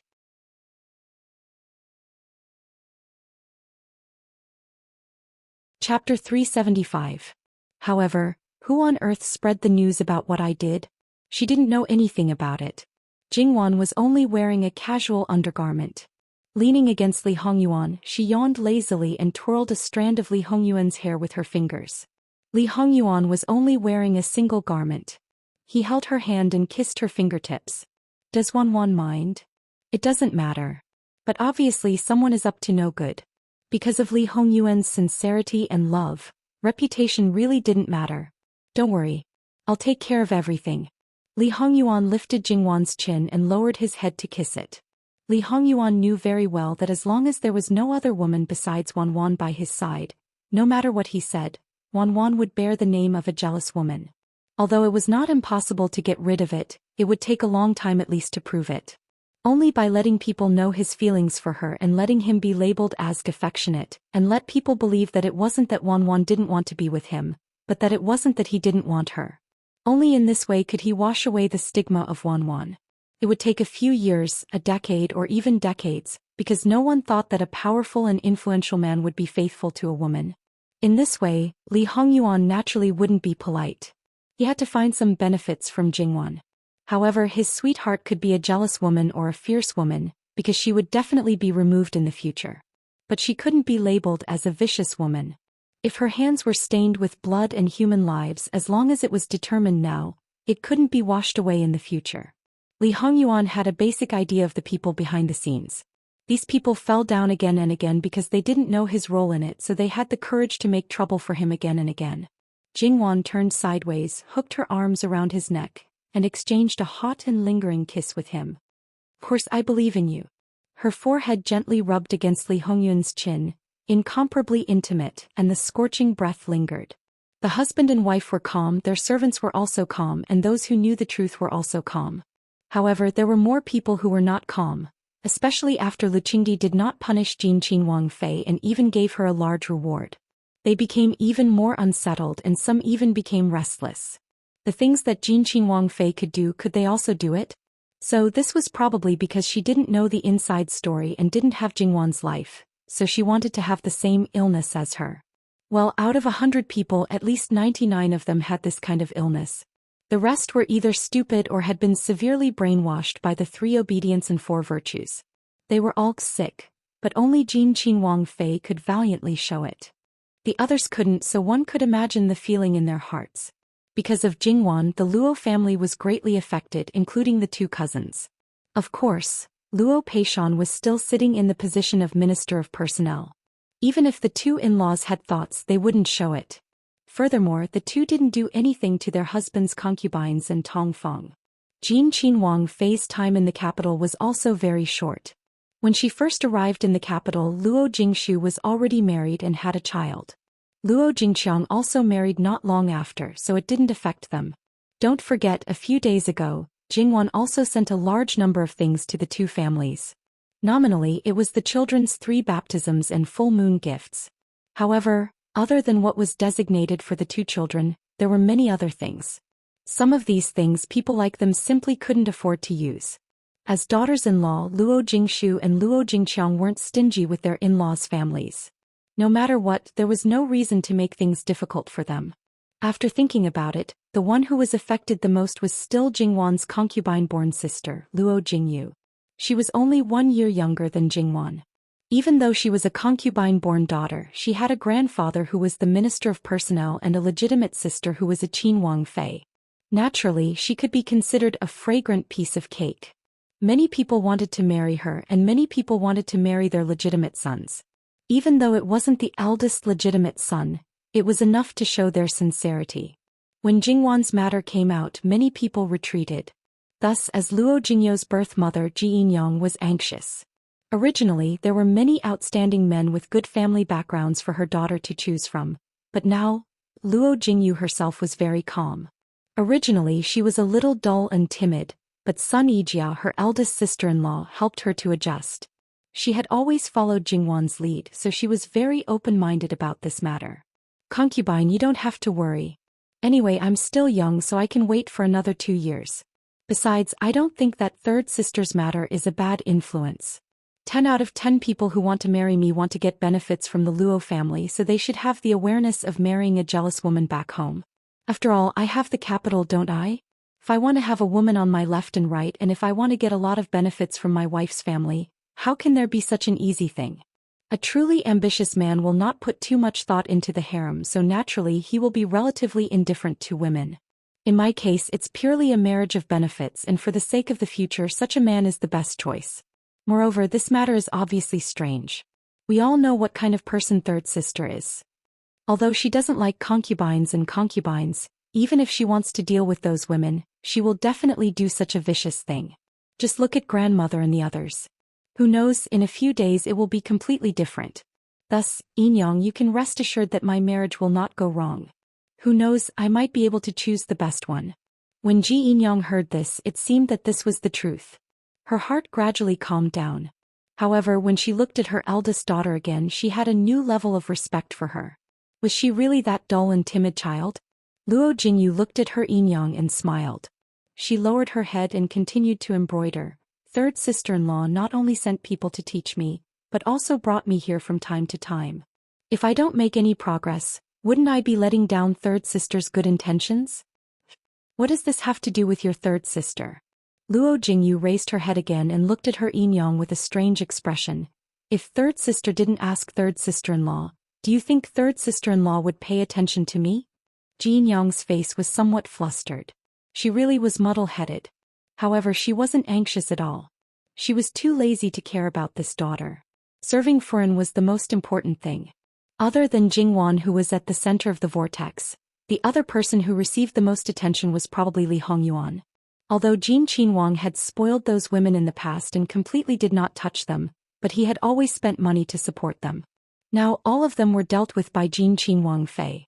To a certain extent it was undoubtedly 2 slaps on the face. It was simply trampling his dignity on the ground. His face was completely lost and no man could tolerate it. Thus he was caught by his brothers and laughed at.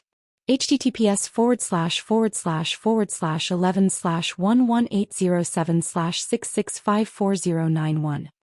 You're tuning in to the Biao's Wuxiao Chronicles YouTube channel. Don't forget to subscribe and join us on this journey to catch the most captivating stories.